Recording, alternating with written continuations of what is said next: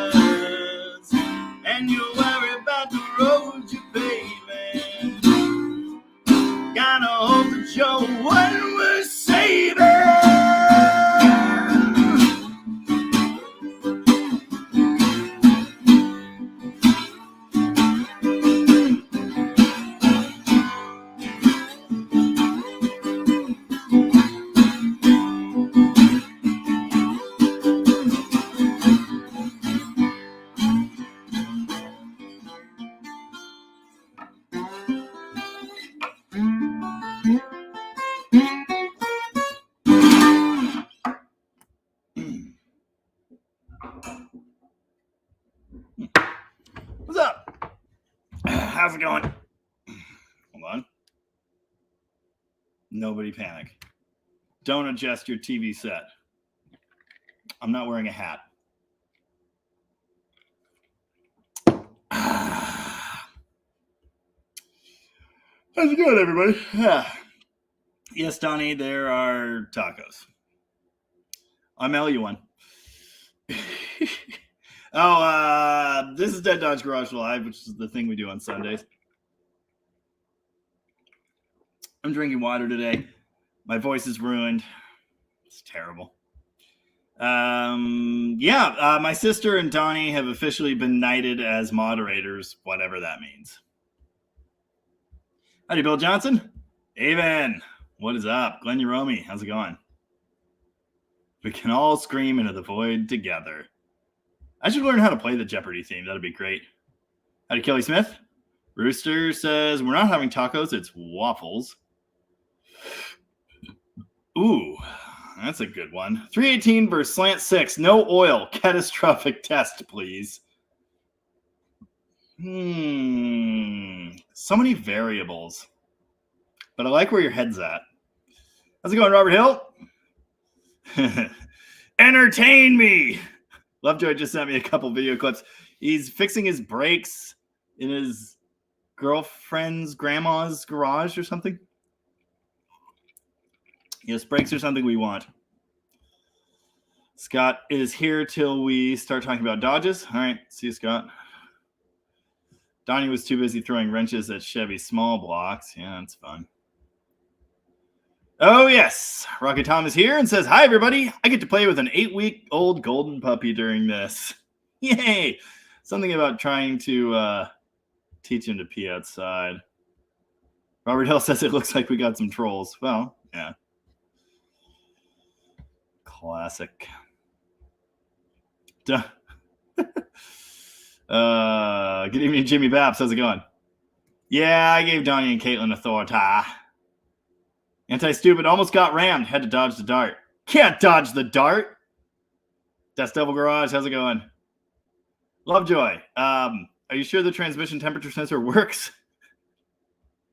Eddie Bell James. How's it going? Mostly Mopar. Good evening. Pink Floyd Animals. It's a great album. Really great album. Pigs, I think, is my favorite song on there.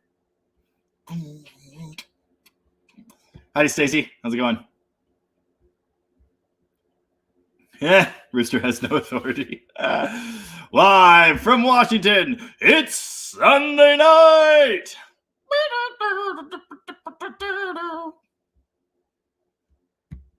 It was 60 degrees in Colorado today, and Glenn got to take the Roadrunner out for a drive. Nice. Taco Bell does not count, Donnie. Tacos. David Bisnet is here and is looking forward to the show. Thanks, David. He took his meds this time. Oh, nice. Yes, Tom sold that Wagoneer today. Apparently, there were people lined up around the block to buy that too. So, but he's got a Trail Duster, so it's okay.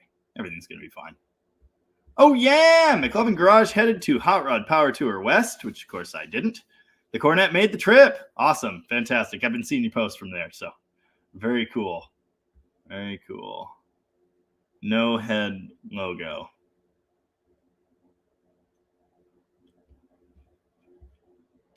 Caitlin didn't get to try the candy bar. We're going to need another one, allegedly. I meant to save it, but I got hungry. Hungry. No hat. Are you going to do a safety dance? Oh, you can dance if you want to. You leave your friends behind. Very late 70s, yes. It's getting very excessive. People keep telling me they can see my scalp, too, which is, yeah, lame. Howdy, Tony Sears. How's it going? Yeah, Robert Hill. We could definitely dance if we want to. Oh, yes. Tom's new puppy's name is Hemi. Steve Pizzori is here. Perosi, excuse me, is here from Mass. How's it going, Steve? I don't know what that means, Kelly. That EMC guy is here. Let the bells ring and the confetti fly. Here I is. Yay! Jimmy Baps. Got to replace the clutch in my 76 W200. First ever clutch I'll be doing. Any difference between lever and diaphragm style? I've read I can use either one. There is a difference. With the lever style, you still need the over-center spring in place. With the diaphragm, you don't. You'll get a much better pedal feel out of a diaphragm and no over-center. They hold better in my experience, and they're easier to press. They're so much better. So I would do the diaphragm if I were you, but you will probably have to eliminate an over-center spring to make that all work. Old Stuff Rules dropped in. Greetings from a cold, wet, foggy Tennessee. Lovejoy is not sure about anything on that truck. Literally finished putting it together Friday. When I got it, it had hit a deer and sat for about 8 months. Fun. Play Into the Void. Nice. Nice. We borrowed a copy of Master of Reality on vinyl. That's pretty cool. Robert Hill had to work on an 81 Corvette last week. Might have to throw a sledgehammer in it by lunchtime tomorrow. Yep. Sounds about right. Yeah. Rooster sent all his meds to Donnie, so he's tripping. Nice. Nice. HDF2 dropped in. How's it going? And said, what up, DDG? Super informative and funny vids. I recommended your channel to my uncle. He'd already seen one of your videos earlier that day. Nice. Keep on rocking. Thank you. Appreciate that. What a vote of confidence. I don't know if you guys have noticed, but the Charger video, 67 Charger video, is now my second most viewed video of all time. Hang on, though, because now I have to go check what the number is. It's 102,000 views. So that's only my second video ever to pass 100,000. And the Studebaker video went to second place, so now it's in third. And we're at 22,843 subscribers, whatever that means. That's exciting, I think. All the things are happening. The Shop Bunny was not named Hemi. The Shop Bunny was named Chevy. That's why we got rid of the Shop Bunny. If you have a pet named Hemi, you got a Hemi. My nickname in games is often Hemi. Funny enough, we had our not quite annual nerd gaming party last night, which is why I'm drinking water. And yeah, my nickname in all the games is Hemi. There was a guy that used to call me that, which was interesting. Total weirdo, but yeah, anyway. Nice. Rooster had a beagle named Mopar, and his son's dog is Hemi. Nice. Oh, yeah. Stacy wants to know, what the hell is it with the third-gen Hemis and blowing out the passenger side exhaust manifold gasket? Bad design causing the excess heat?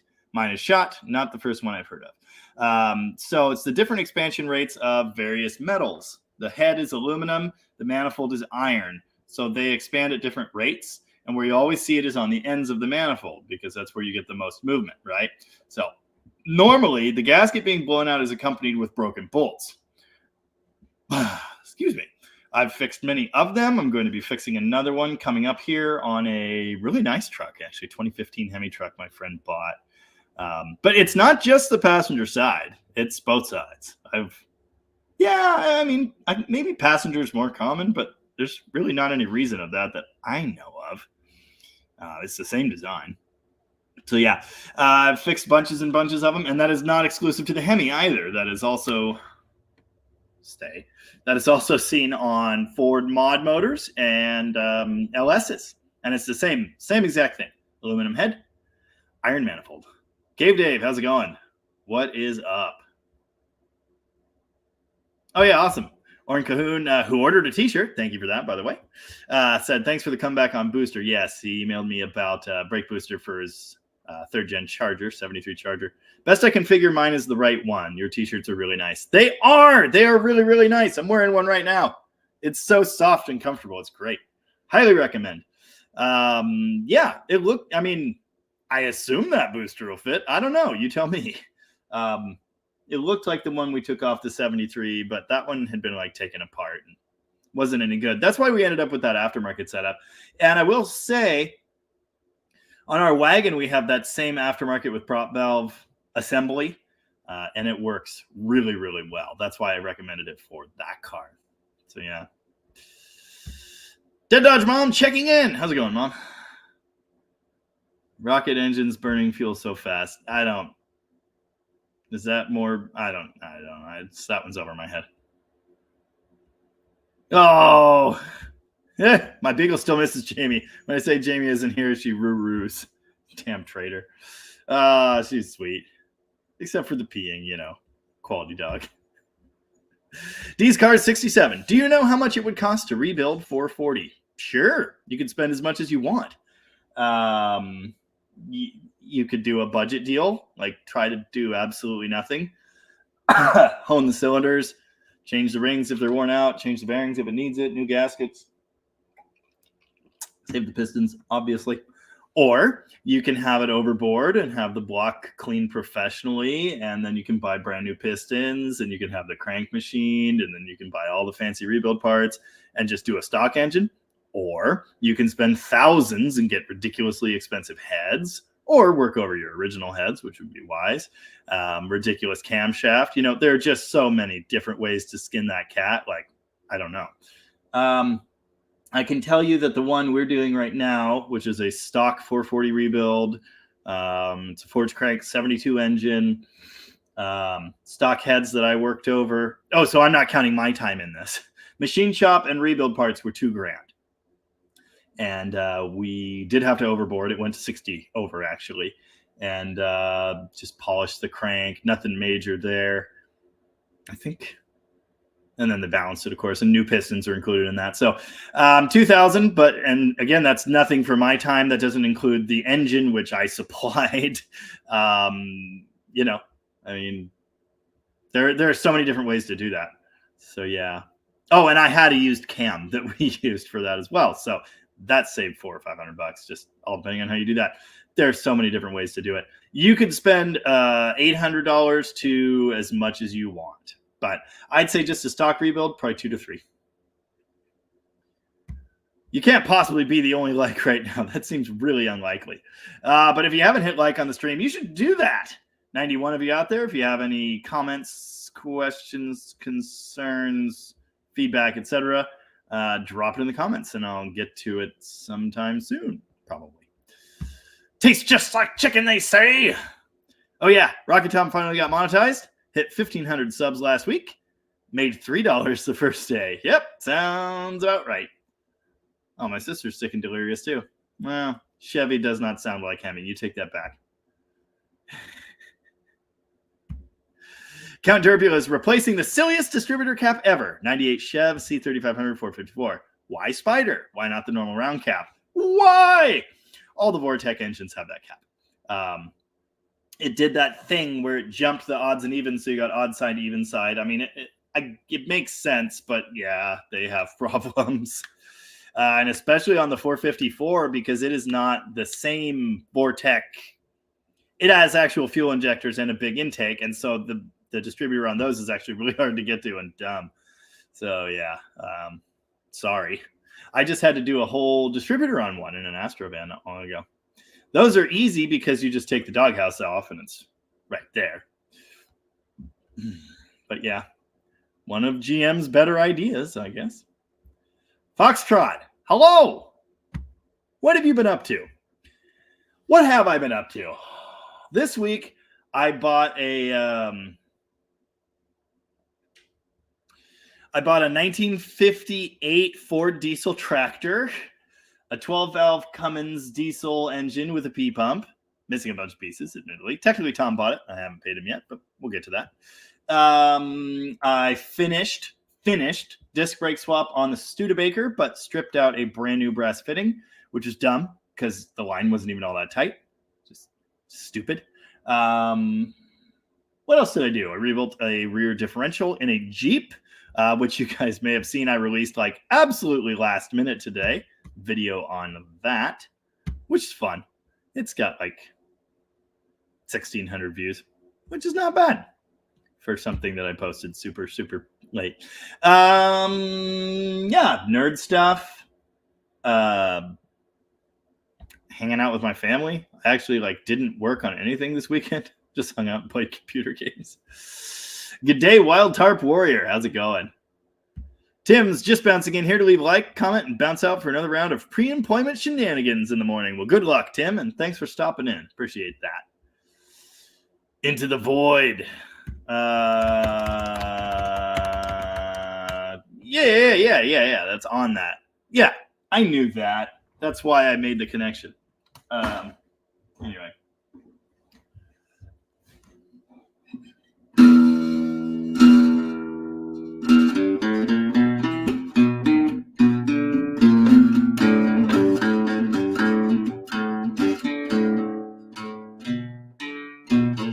Whatever.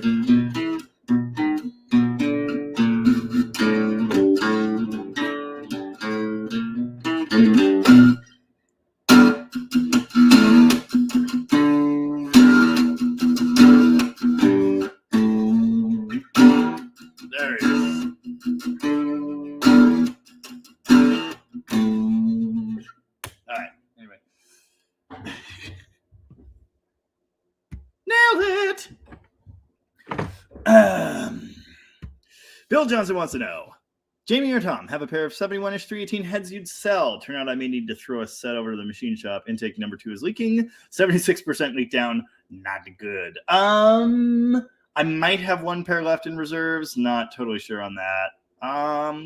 Pretty decent chance Tom does. Yeah, he has a bunch. Yeah, no, we don't guarantee any of them. They're definitely going straight to the machine shop. Yep. There you go.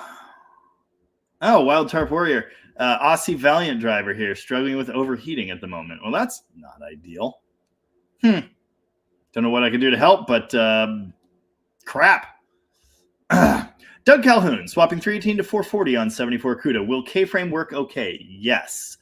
E-body V8 K-frame is V8 K-frame, so it will work just fine. You need the matching brackets for your big block, and obviously everything else to go on the 440, and you'll be good to go. Nice.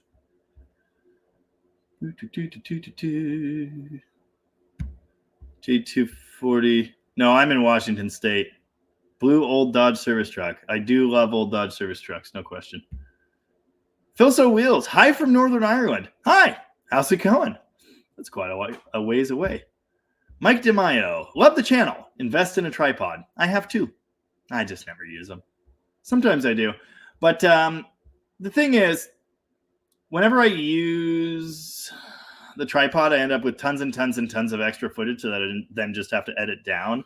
I don't even necessarily care to have footage of me actually doing stuff. This channel is really just storytelling with occasional useful information. And that's kind of my style. I don't even really want to be on camera for the most part. I mean, look at me, for Christ's sake. Yeah, I have 2. But The tall one I left at my friend Mike's house when we were doing the garbage can Cuda paint job, and I still haven't gone back to get it. I should do that. But yeah, anyway.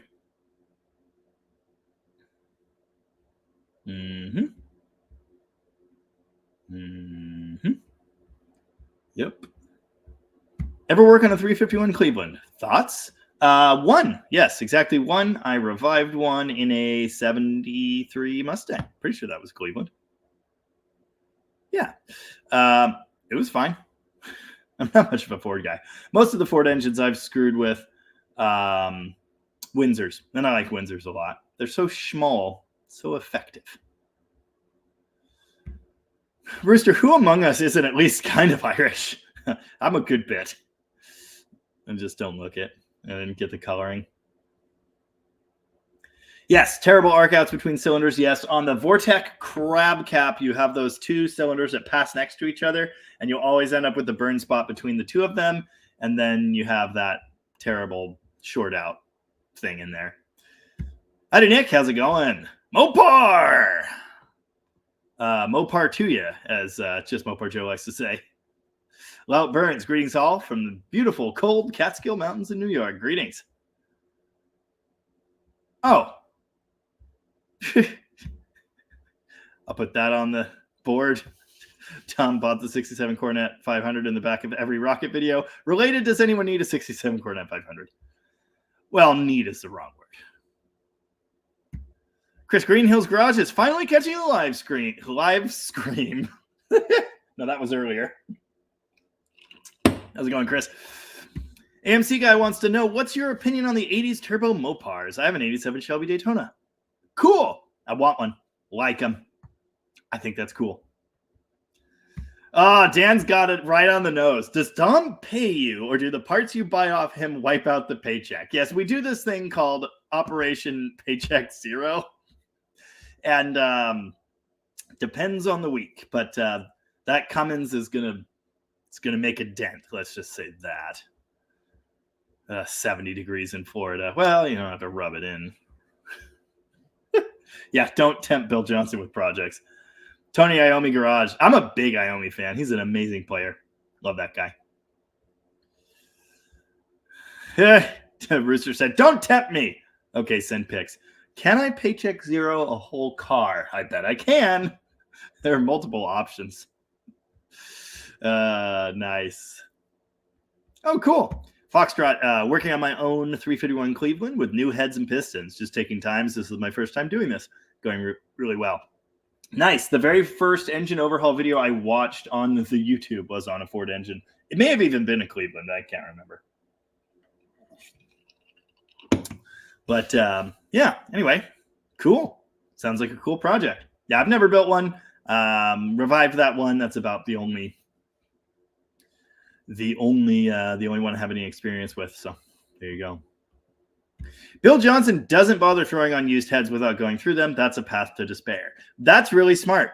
But it's not the technique I've used over the years. I once paid good money for a set of 302 small block heads and then threw them on an engine only to discover that there was an intake valve seat just totally destroyed that I could have fixed easily. Jordan has those heads now. Anyway. So yeah, I've made that mistake a couple times. Sometimes it works out. Hemi is on Tom's lap. Apparently likes my voice. He's trying to eat Tom's phone. Incredible. He's not left-handed. And I'm not left-handed. Is he? No. Crap, he is. Why did I think he was right-handed? Whatever. That's fine. And all that without all of his fingers. No Beret made it just in time to be professionally entertained. Okay. I've put new thermostat. No coolant leak. What next? Red flush? That is a thought. Yeah, if there's a bunch of horrible debris in there, that could be a problem. Not at all uncommon. Down in the bottom, the cooling passages, of the block as well. If the cooling system's been neglected, you can have all kinds of muck down there. But it's, I've seen some pretty gnarly ones that still don't overheat and go down the road just fine. In fact, I had a Magnum powered Ram truck here like a month ago. The coolant that came out of that was like literally mud, and it didn't have it, and it was super low, and it didn't have an overheating problem. Is your water pump actually circulating? Impeller could have spun on there or fallen off or something like that. Timing. How is your timing? Super late ignition timing can lead to very hot cooling system temperatures. So that's the thought. Running super lean also raises temperatures. So yeah, tune-up issues can contribute to that. Couple thoughts for you there. Oh, Stacy's got to bug out. See you later, Stacy. Have fun. Lout Burns says, like the way you narrate your channel. Thank you very much. I appreciate that. I think it's one of the very few things that makes this channel unique, for better or worse. I get comments occasionally that say my voice is annoying, that I should stop, that sort of thing. But yeah, again, it's just like, I don't think anyone else is quite doing it the way I'm doing it. So, gotta be yourself. And that's what I'm doing. Yeah.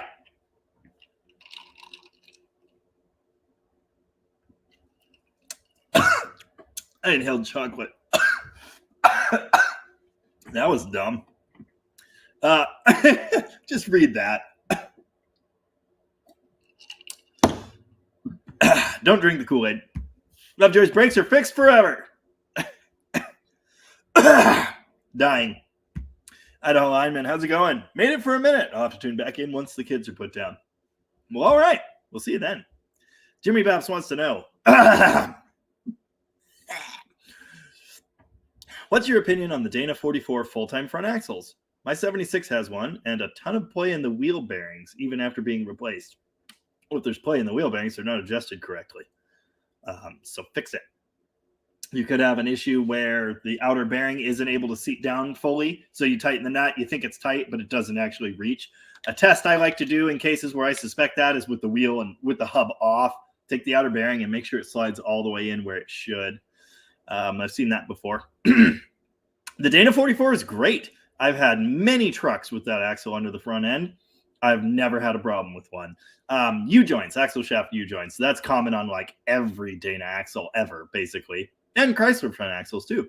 And yeah, there's really no getting around that.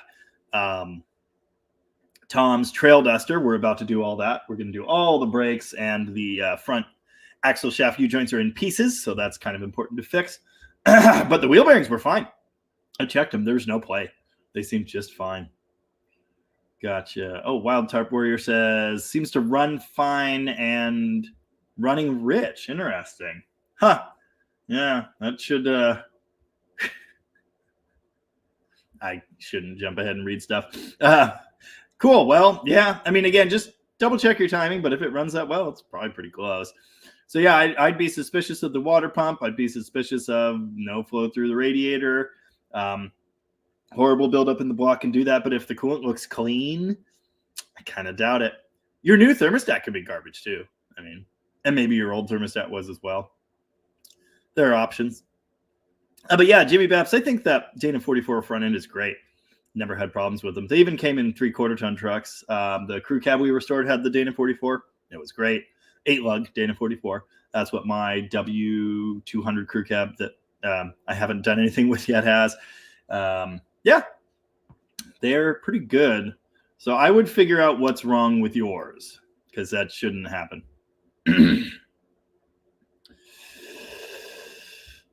Party on. AMC guy would happily trade me the Daytona for an AMC Eagle SX4. I mean, I'll see what I can do. Yeah, I thought Donnie was getting tornadoes. Yeah, it's not all rose petals and puppy dog kisses down there in Florida. OPC. Yes. I just alluded to that. Anti-Stupid says, when I was a lad, I put a 440 in a D150 with the car oil pan turned around and re-drilled with sump tube modified and homemade motor mounts. Had to run 2 left-handed exhaust manifolds off of a 383. Yeah, interesting. Yes. Yeah, the car oil, that's interesting because the car oil pan is mid-sump. But yeah, I was aware that you could turn them around. The bolt pattern is reversible, symmetrical, whatever you would call that. Or no, hold on, wait, no. I learned recently it's not. It almost is, but there's on one side, there's one hole in the middle and two on the other side. Whatever. Anyway, yeah, Rooster wants to know how that can work. The bolt pattern's really close to fitting backwards. There's like just a couple holes that are off, and you can fix it. It can be fixed. Play Sweet Leaf. There's a cannabis company store here called Sweet Leaf, and every time I drive by there, I think about this. Nope.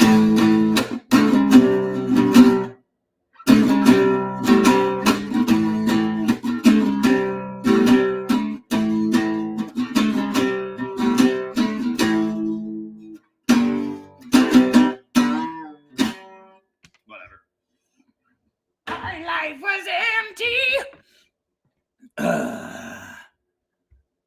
Wow. What? Robert Hill met Tony Iommi at an after party years ago. I was wearing a Roadrunner shirt, and he told me he wanted to buy a 71 Hemi or GTX, but Sabbath didn't have any money yet. All right. Stand by for commenter voice. Nice. Nice. Project Mopar followed my lead and featured a Brand X truck on my channel. Followed his there, whatever. Really? Was that my lead? Did I do that?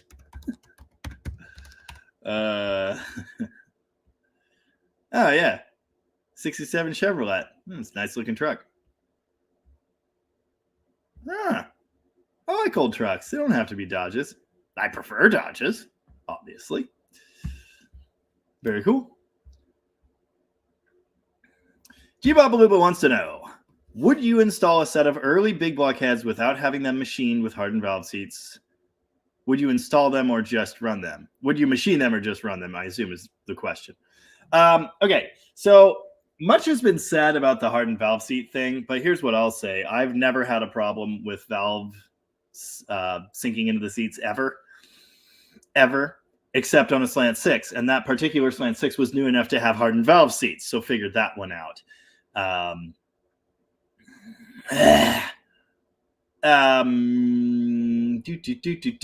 read another comment. I would not work. Okay, here's where I'm at now in life. I don't just throw them on anymore, but it's something I've done many times over the years. I would break them down, replace the seals, and at least check everything, check the valve seats, make sure they're okay, clean the piss out of everything, and lap in your valves at a minimum. That would be the just quickie, there you go, back on. And yeah, you do want to check. Robert Hill has a good comment about the hardened valve seat thing too. I guess we're not arguing this week. We're in agreement. Yeah, you do want to check the valve guides for excess wear, but that's not something I almost ever see either. So generally speaking, the seals are probably going to be crispy and garbage, and you'll probably want to clean everything and do a lap job. Otherwise, they're probably fine. You don't need to worry about the seats. I have never had that be a problem ever. 66383, those are the closed chamber heads. They also don't have the best ports. So they limit power potential a little bit, but if you're just doing a basic rebuild, that'll work just fine. I'd stick with them. Yeah. I wouldn't necessarily just run them, but I also wouldn't necessarily shell out the $1,500+ that a machine shop usually wants to go through and do everything to a set of heads. I don't find that necessary almost ever. I'll work them over myself. Dust Devil Garage says, anyone telling you that you're doing it wrong better have a channel double your size. The thing is, someone that had a channel my size or double my size is not going to do that because they know. Yeah. Anyway, yeah, all of the criticism comes from downward, not upward. So yeah. Yes, I was just talking about that. We are going to do a video on that. I would like to. I showed it and alluded to that in the first video on the Trail Duster, which did pretty well. Seemed like people like that thing. So yeah.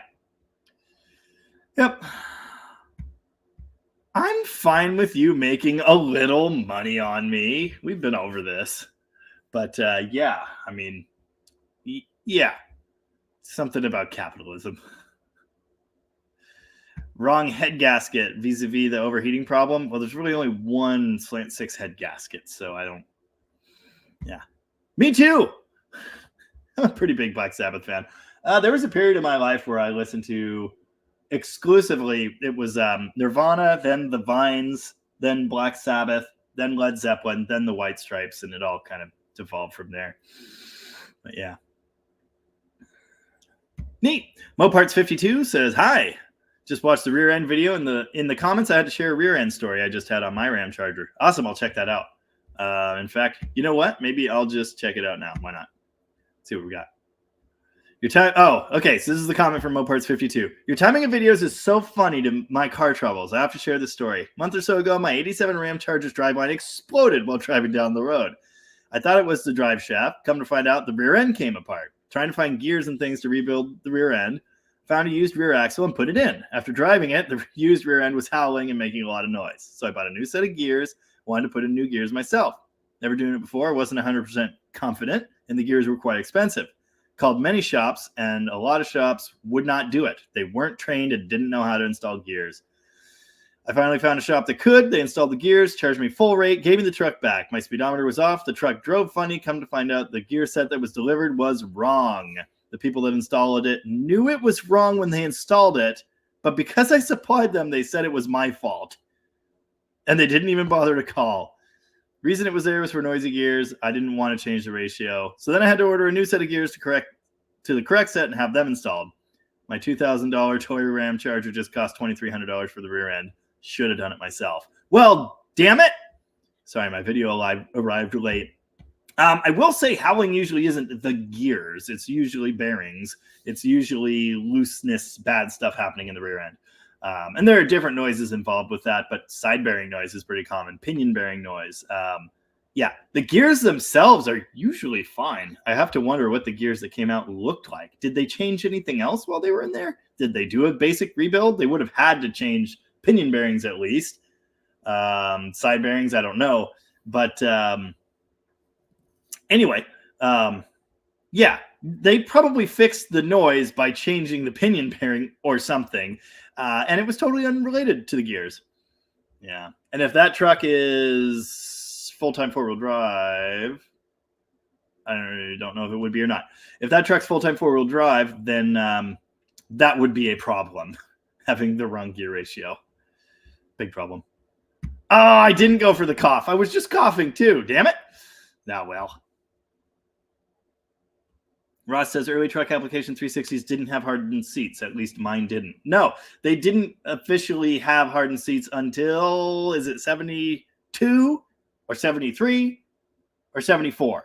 I can never get that straight. Yeah, Moparts 52. One of those rebuild parts was actually the problem. And I'm sorry to tell you that now that you've spent all the money, but it was a bearing noise. The gears don't make noise unless they're like disintegrated. I mean, you can have busted teeth and stuff when things have been totally loose and falling apart in the rear end for ages. It can happen, but usually not. That is usually not a gear noise. It's a bearing noise. Right. Anyway, yeah, 1974, Robert Hill is saying, that sounds right to me. I know it was in that time. I'm not very good with numbers sometimes and with nailing down little details like that. That's why I usually give a year range for things like that. Also, Chrysler's weird. The Magnum V6 and 5.2 came in 92, but the Magnum 360 5.9 didn't come till 93. TBI engines were also offset by 1 year. So it's like, what came in this year? Except it didn't. So anyway, nailing things down is hard.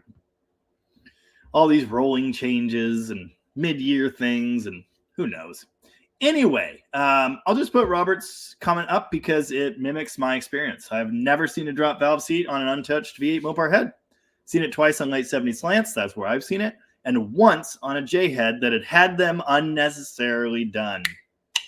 Yeah, that hardened valve seats thing happened in the 70s when the lead was leaving the fuel.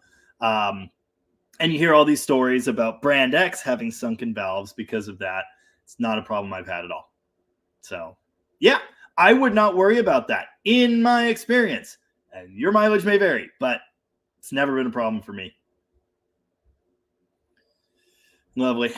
Yeah, live and learn. Unfortunately, that's what it is. You know, that's what we're doing. Garbage mobile? I don't know that. Tom's seen some burnt valves. Yes, we saw a burnt valve in a 440. Yes, but it wasn't sunk. It was still right where it should be, but it had burnt a trail through. So yeah. And I don't know necessarily the process by which that happens. Now that you mentioned that, yes, I have seen that one. That 302 head I mentioned earlier, which was from the 80s and had hardened valve seats. It was an intake valve, and something had contacted that. That was an exhaust valve on the wagon, right? I think it was. I can't remember, though. Yeah, I think it must have been an exhaust valve. No, it might have been an intake valve because it might have been polluting the intake stream. I can't remember. Oh, GM, garbage mobile. Well, okay. I don't know what a uterine is. Is that a uterine? I drove my 63 uterine home gloriously. The next day, the alternator quit.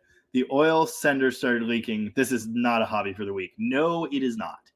Rocket Tom says that was an exhaust valve. I can't remember. I don't know. Anti-stupid. Never knew if my 318 was bouncing or floating the valves when she was screaming, kind of popping out the exhaust. Yes.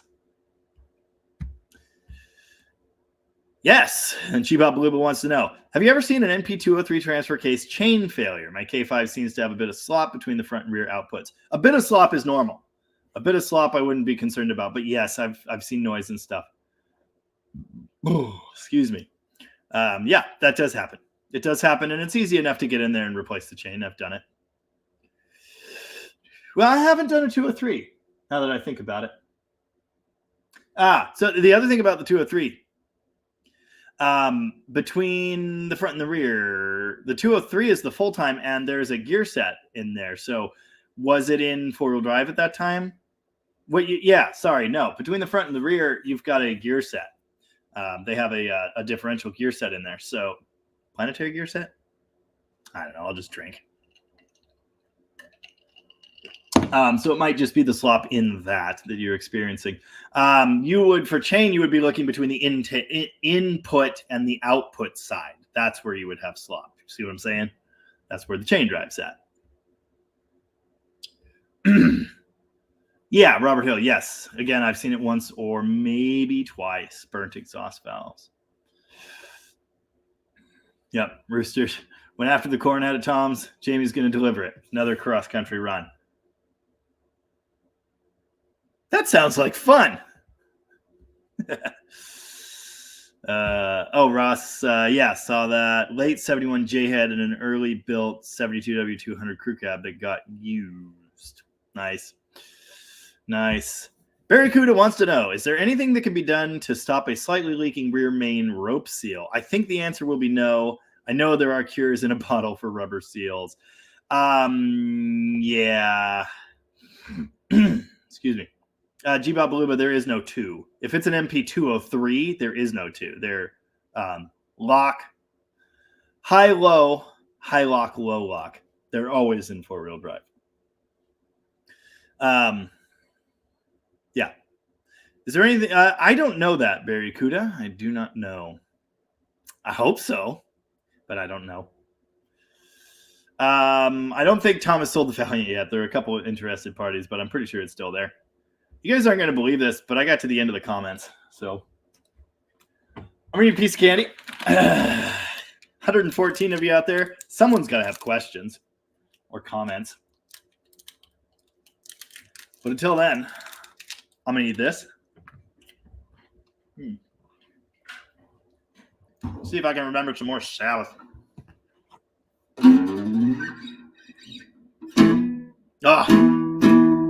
I was going to hook up my Les Paul tonight, but then I didn't.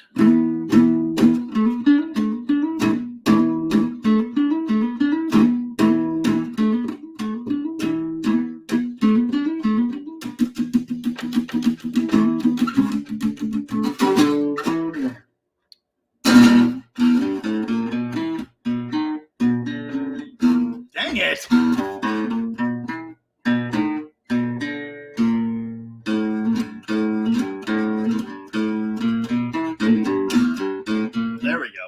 Hole in the Sky is great. Let's see if I can remember it, though. I was never very good at that one. It's in a really weird tuning. Hole in the sky, take me to heaven.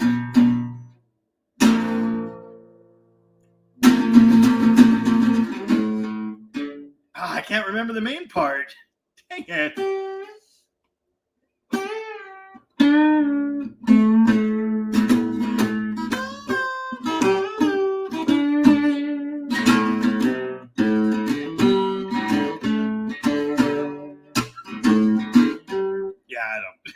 I don't remember that one really. Always wanted to cover that, but it was way out of my range. Scandinavian in America dropped in. How's it going? And Patrick Shoots 1206 sounds good. I don't know what that means. Oh yeah, a guy from New York wants to buy that Valiant, and drive it home to start his own YouTube channel, which is exciting. If it happens. Donnie wants to know, what the heck is an F-body Mopar? Are people not hitting the like button? This is going to become a problem, people. F-body Mopar. Basically, it's because I'm not wearing a hat. The F-body is the successor to the A-body.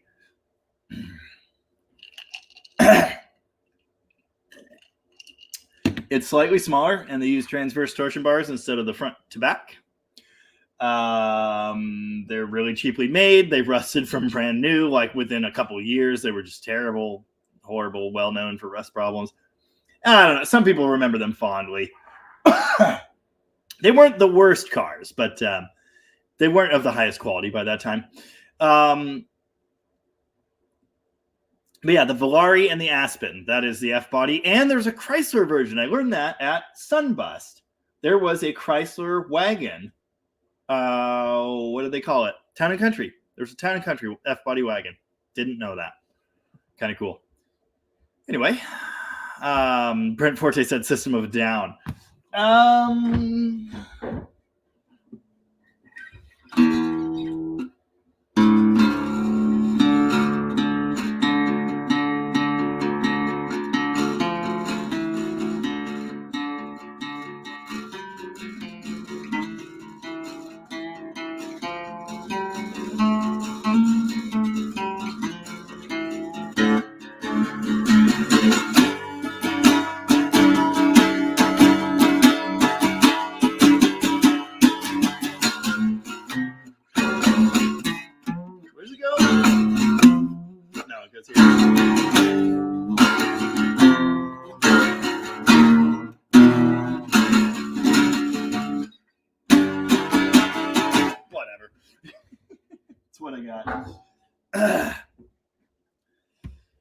How the hell do I put a 71 Charger grill in a 73? I thought the screw mounting points were the same, but I haven't actually done it myself yet, so I can't confirm or deny that.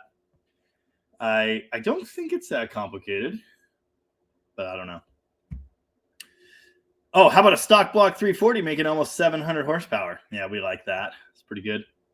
That AMC guy says they recently released the quadraphonic version of Paranoid on Blu-ray audio disc. What the hell is a Blu-ray audio disc? Nice. Moparts52 wants to know, what do you like better, 318 or 360? I have always liked a well-built 318. I want to prefer the 318. 318 is really good. I've had a lot of good times with both, though, and the 360 has the cubic inches, you know? 340. I like the other two. I like the 273 and the 340 the best. Yeah, I don't know.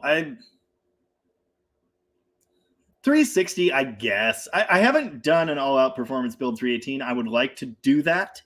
I've had really good results with lightly breathed on 360s, like the one in my Demon right now. Really like them. So yeah, I guess I'll go 360, but there's a lot of value in the 318 too. I wouldn't necessarily throw that away in favor of a 360.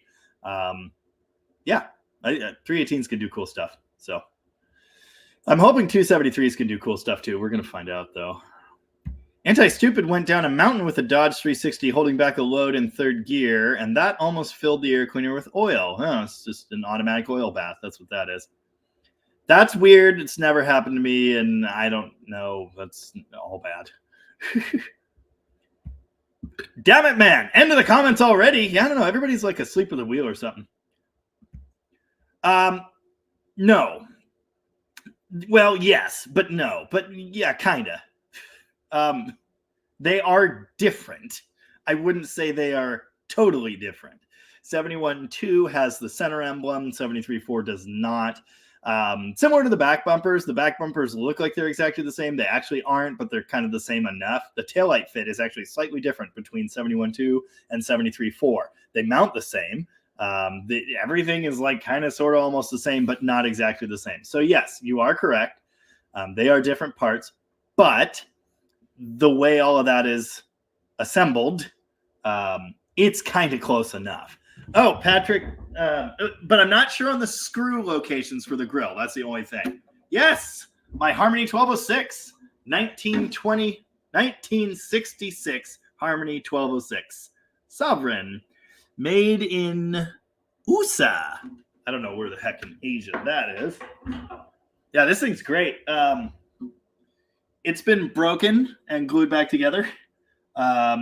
First a child and then a cat knocked it off my guitar stand. It was just like this for a long, long time, and then it spread to like the whole side. So I glued it back together, and it's fine. Still sounds good. Plays nice enough. I love it. I have the pick guard. When I got this thing, it's hard to tell. Look how trashed it is. When I got it, like the pick guard had just fallen off and it hadn't been played at all. So this was still perfect. It just had the tan line. I allegedly left it at my friend's house, and allegedly another friend jammed on it a couple times, and now it looks like that. Yeah, used to be really, really nice. Good times.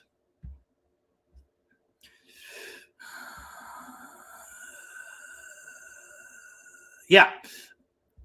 All right. Well, the people delivered with comments, so that's the good news.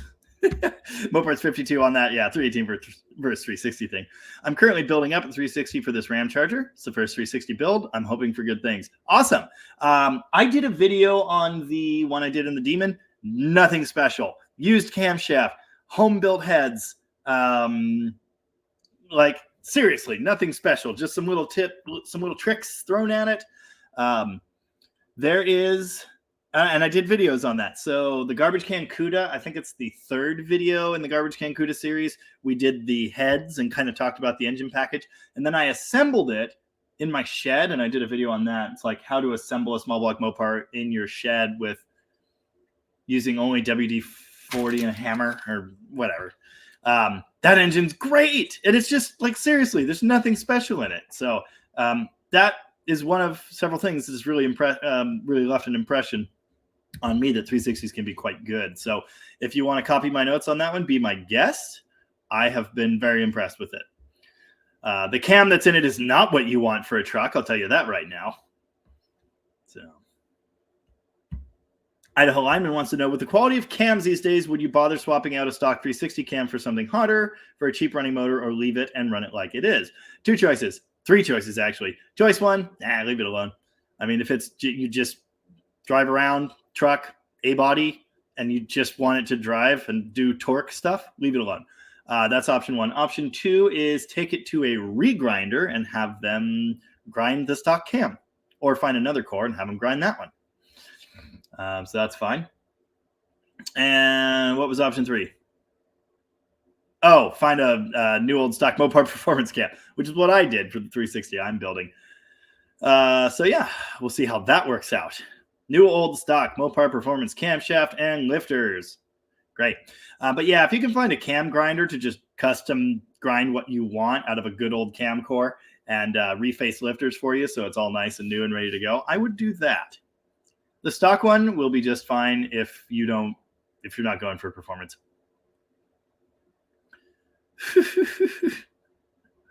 Speed and Demon says, every girl at Venice Beach always screams "Play Redemption Song" when they see a guy with an acoustic guitar. Don't ask me why. I have no idea. Okay. Guy Kugler wants to know, hi, any truth about the late 70s 440 blocks being stronger and running cooler? Being stronger, yes. There's more meat in the saddles, in the main meat supporting the main bearing surfaces in the bottom of the block. Jesus. And you can go find pictures of that. Yeah, so it's so funny because they switched to cast cranks and lowered the compression ratio. They made 0 horsepower anymore, but they reinforced the casting. So those late blocks are very, very good. The 400, same thing. Lots of meat. In fact, the late 400 is the strongest one they made, apparently. But that 440 is pretty close. As far as running cooler, they did change the coolant passageways to the head, but I don't know that it matters. Is everyone sick? Is that why this is like a kind of slow night?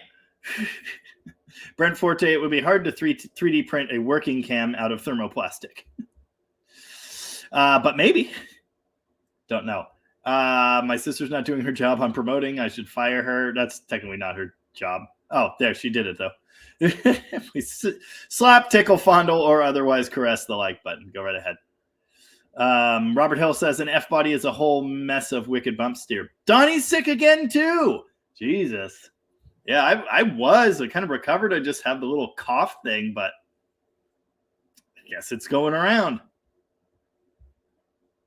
Black Pyramid Winter Mute. I don't know what that is. Yeah, but yeah. Who said I'm confused? Did someone say, yeah, LeBaron, Diplomat, Grand Fury are M body? Did someone say they were F bodies? I didn't. Valari and Aspen. And maybe you're referring to the Town and Country? No. That's not one of the things you mentioned. Anyway. Whatever. There's a tiny Chrysler station wagon. But yeah, those are M bodies. I knew that. Amy Harville wants to know, have you ever heard of the band Ghost? I have. There was like one song that I kind of liked, but I can't remember what it was. Moparts 52's first car was an Aspen 2-door 318. Nice. I rode around in one of those a little bit. It was kind of neat. Yeah, 318. Yeah. Kind of rusting to pieces. That's what they did for fun. Nice. CFI Care says, my buddy in high school drove an Aspen wagon. Real beater. Yeah, I bet. That's cool. Blu-ray can also do multi-channel sound. Yep. It's the modern way of playing back old quadraphonic albums. Nifty. Didn't know that.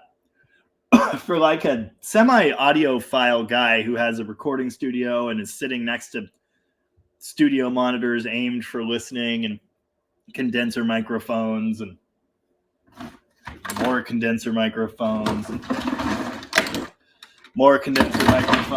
You'd think I would know things, but I don't know things sometimes. Rain Song. Yeah, that's a good one. I don't know that one. I don't know how to play that one. Bill Johnson, one of 2 people that hit the like button. Now, the thing is, I'm pretty sure it's more than, God damn it. It has to be more than that. But if you've been in since the very beginning, I don't know that it shows everyone that has liked. I'm just saying, make sure you know that. David Bisnet wants to know, 68 B-body gauges, do they rely on the printed circuit board to operate? There's voltage going to my limiter, but gauges still don't work. Excuse me. Yes, they do. Yeah, I assume this is basic B-body and not Rally, because Rally is... They're all point-to-point, right? I don't know. The later ones are. Can't remember. Haven't looked at one in like 3 days, so I don't remember. But yeah, the basic ones, yes. PCBs. Very important. If you've got crappy connections there, it ain't going to work. What? Okay. Jesus. Fun times. Robert Hill asked if the truck 318s from the late 60s have a forged crank. And Dan Tupper says, yes. I'm not 100% sure on what year that changes. I don't know. I know that many did, but I don't know if it's 68, 9, 70. Not sure. Not sure at all. Speed and Demon, yes. 360 in my Ram Charger has a 318 roller cam. It's TBI. I'm confused. Not sure if that cam is better for low end torque. I think someone mentioned something about better low end from 318 cam.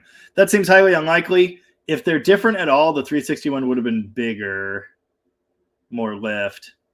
But I'm not sure by that time. Yeah, I don't know. I know they're all broomsticks basically, so I don't think it really makes any difference. But yeah, you're it would have been a roller motor anyway. Troll comment. Tell us of your love for Holley carburetors. Oh, Holleys are just the best. They're great. They're super easy to work on. Easy to tune. Jet changes take mere 15 minutes. And a lot of gas spilled. They're horrible. Sometimes they're garbage out of the box. Anyway, I don't like Holleys. We've been over that. It's a twofer. I'm eating the Bueno Minis. I asked my wife to bring back a candy bar, and she brought me a bag of these. She knows me better than I know myself. Mm-hmm. No. I don't know who that is. Mm-hmm. Careful, Tony. The mods are onto you. Oh, good stuff. Yeah, actually, the story gets even greater on my Harmony. Since I'm keeping up. Well, okay, now I'm behind. Yeah, Bill refreshed. It's 107 likes. That sounds more like it. Thanks, everybody. How's it going, Chris? Oh, I wonder if Tony just got out. Don't know. But a good few more people are hopping in, so welcome. Anyway, quick story on my 1206.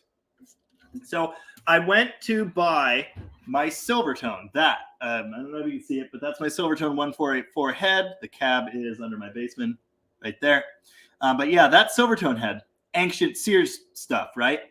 I was living in Portland in 2010, and I went to buy that, plugged it into a speaker cab that allegedly the speaker was unplugged in, turned it on, and flames shot out the back. The output transformer just popped. It was awesome. The guy was very confused, but he still wanted my money. And he wanted my little Vox amp. So he basically said, oh, hey, do you like this Harmony? I've got two. You should buy this Harmony. This would be great for you. It's actually more money than you came here to give me, but you should take this Harmony. You should buy this Harmony. It's perfect. No, you need this. It was really weird, but I bought it, and I'm happy I did. It's been 13 years. But very strange. I didn't set out to buy it. And then this one was at a yard sale, and I saw it sitting there, meant to go back. My friend went back, bought it, sent me a picture of it, and I said, what the hell, man? Damn it. He strung it lefty, played it for 2 months, got bored of it, and traded it to me. So I don't know what year the Gibson is, but it's kind of cool. Yeah. Counterweights. I'm confused. Okay. Mute Rooster, I dare you. Nice. I don't know what belly button window Hendrix series. I don't know what that is. Excuse me. Wow. D150 says, as I'm bending up these fuel lines on a Mopar Performance Tunnel Ram, it reminds me of a time in about 91 when my best friend ran 991 in his 72 Dodge truck. Lots of nitrous and a tunnel ram. Dana 60. Nice. I know somebody that's building a truck kind of like that.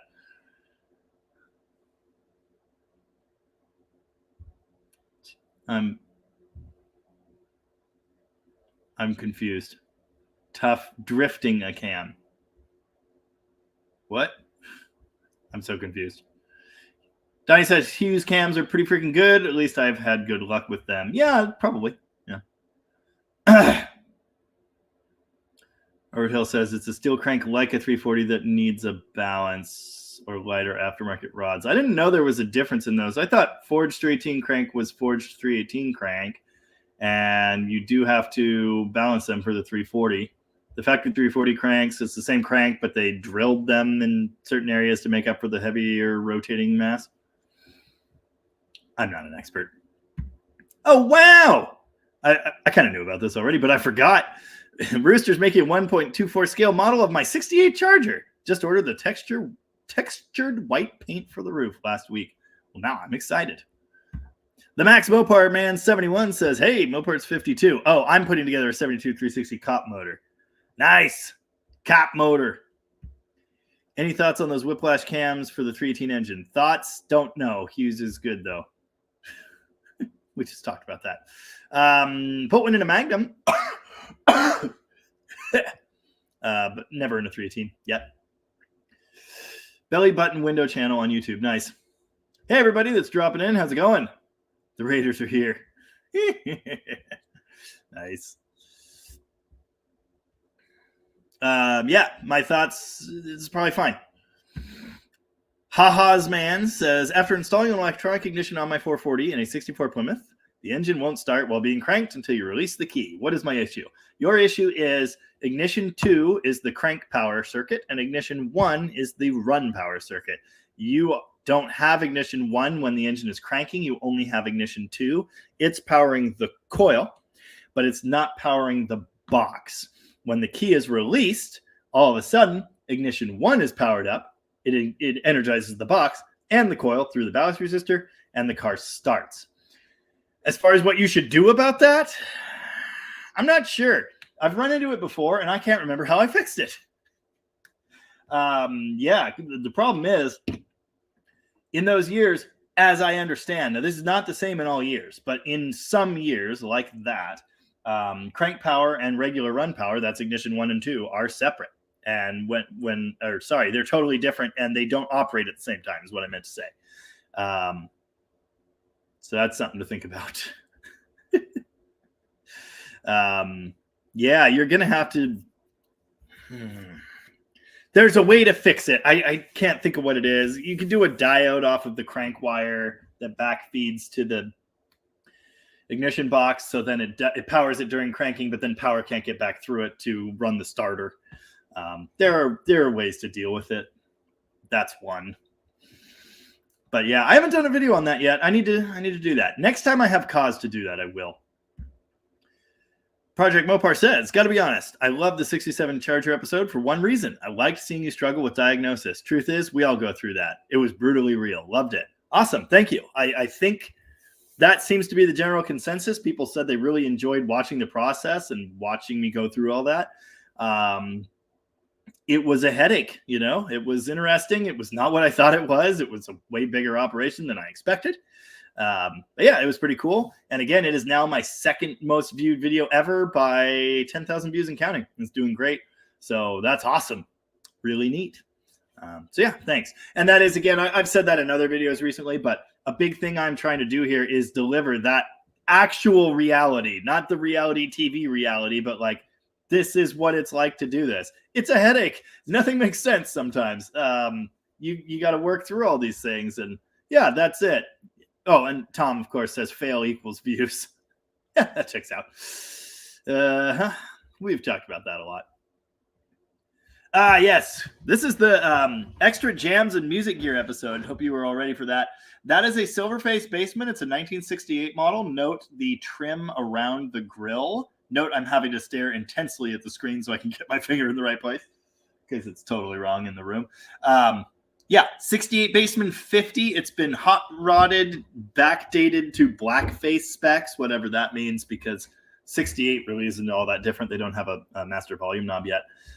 That is my only functioning amp right now. The Silvertone is down, and the Hot Rod Deluxe is down too.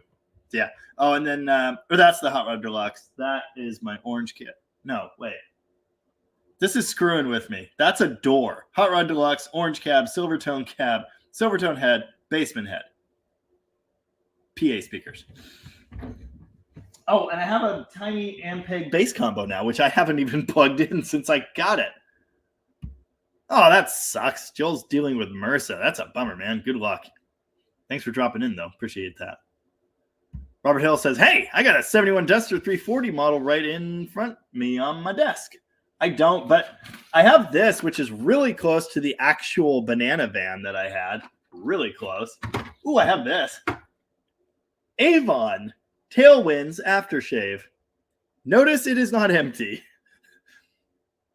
I might regret this. Whew. Yep. I regret it. Nice. I got all kinds of cool stuff here. I've got a straight axle gasser Mustang, and it's purple. Don't know why that's on my desk, but it is. I've got, I got this. Hemikuta. Nice. One of those roll your own deals with the wheels. It's like Functional Histories kit in a box, but without the paint. Speaking of Functional Histories, of course, I have this. Nice. Yeah, no dusters, though. Ooh, all right, one more. I got a 69 fastback Barracuda 3D3. Nice. And my Gundam's up there. Christmas shopping's got everyone's brain fried. Yeah, it's a good theory, Brian. I haven't even done that yet. Stage 0 Jason is here, but in winter limbo, so I can't work on my Mopars. No questions, and I doubt you want to answer any 86 Cougar questions. Well, no, not really. Damn. Bell James says, Satellite Internet is horrible and annoying tonight. I hope Starlink is coming soon. See y'all. Have a great week, and Merry Christmas. Are we doing this next weekend? I will be hungover. Yeah, it's like Christmas Eve, isn't it? I don't know. We'll figure it out. I don't know. I'll try and make a post announcement. I'm not sure. Hadn't thought about that yet. Good times. The journals are the same size. Yes, regular LA diameters. Yes, the journals are the same. Have you priced a 340 crank lately? I don't have to. Yeah, it's bad. Did the record just skip? I don't know. $1,500 for a pair of 340X heads. Thoughts? I think it's ridiculously expensive, and it's probably also what they're worth. That's why I thought Chris Freemaster dropped in 10 minutes ago and said, Tony's just let out. Hi, everybody. My sister says we should do a hungover Christmas Eve special, and I am not opposed to that. So maybe we will. Might happen. It could happen. It might happen. We might do that. But we'll see. Yes, that's the one thing that's easier on a Holly, adjusting the float levels. But the trade-off is you piss gas everywhere. Yeah, on those heads, if they're fresh and have new everything, well, that sounds great. But just that trip to the machine shop, in my experience, is that $1,500. So good luck. Or maybe that was about the cranks. Yeah, 340 cranks if they're fresh and have whatever. Either way. Everything 340 is expensive and dumb. Stage 0 Jason is starting to plan out the 360 build for the step side. You just answered the only part I wasn't sure about, and that was the cam. Guess I'll keep the stock one. Yeah.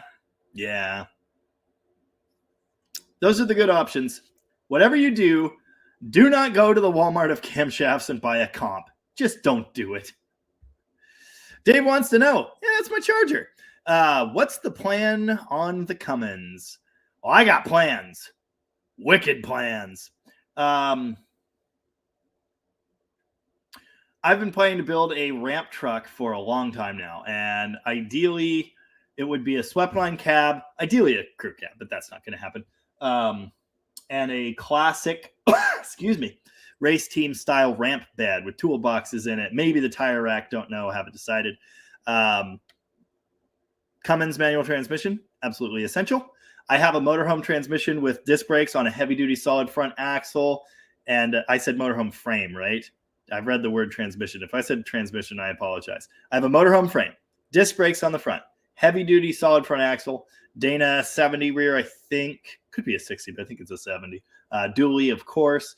It's got everything on it. It's actually got a 440 on it, which should be perfectly fine, but Cummins. The plan is Cummins on that frame and reuse as much of the motorhome stuff as possible.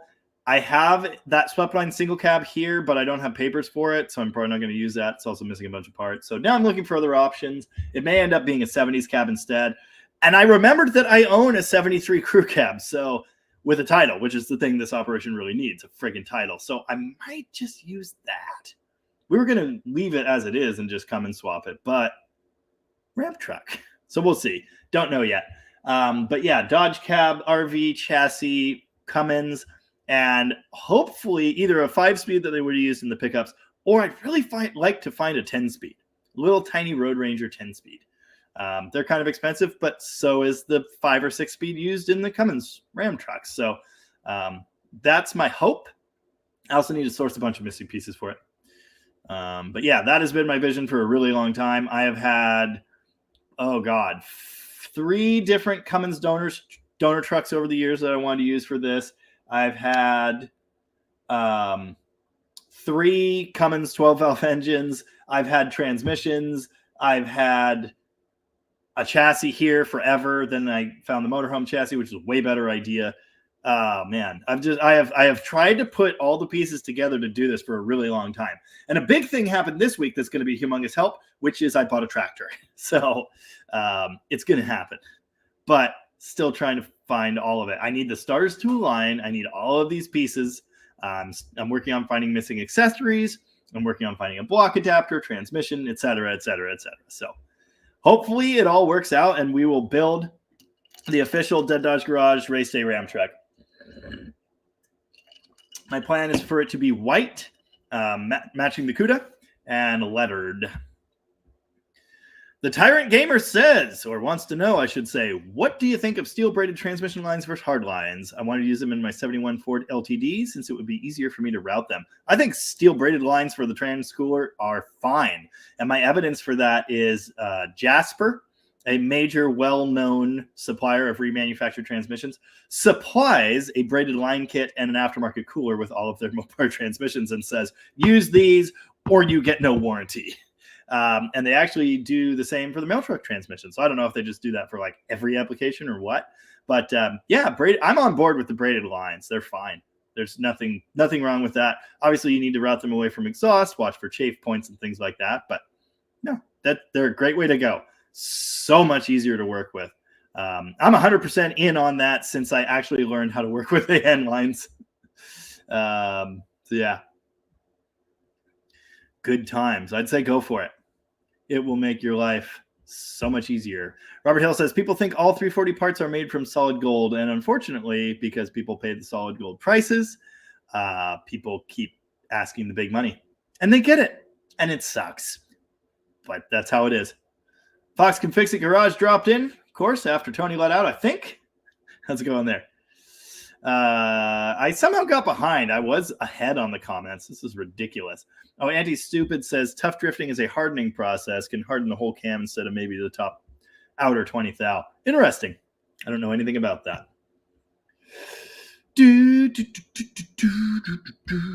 Project Mopar says, also, it's my understanding it's the big parts companies who are responsible for pumping out all the junk cam and lifter sets. Mom and pop shops should be safe.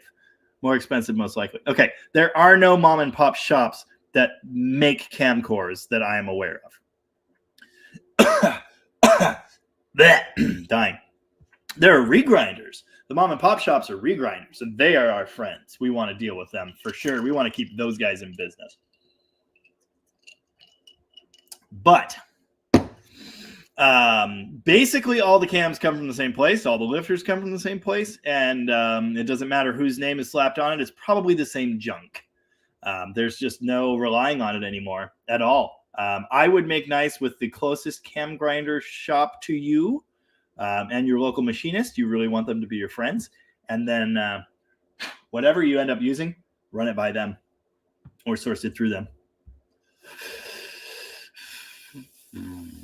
And Barry Kuda knew of someone with a 350 Chev running a Holly. It could not be made to run good. An Edelbrock was installed, instant cure. I have had great running Hollies. I really have. And I'm not here to say they're junk. I wouldn't. I haven't. Other people have. And I point and laugh and say, yeah, they're garbage. But they're not. They're not. And they have their place. I've had some really great working Hollies. My hair is not getting any better. This is ridiculous. Need a haircut. But the Carter Edelbrock is just such an easier way to get a freaking car that actually runs and doesn't leak gas everywhere. And it's so easy to tune. It's amazingly easy. So for that and every other reason, they are my preference. Yes, they have the fuel boiling issue. Hot starts suck, especially on big blocks.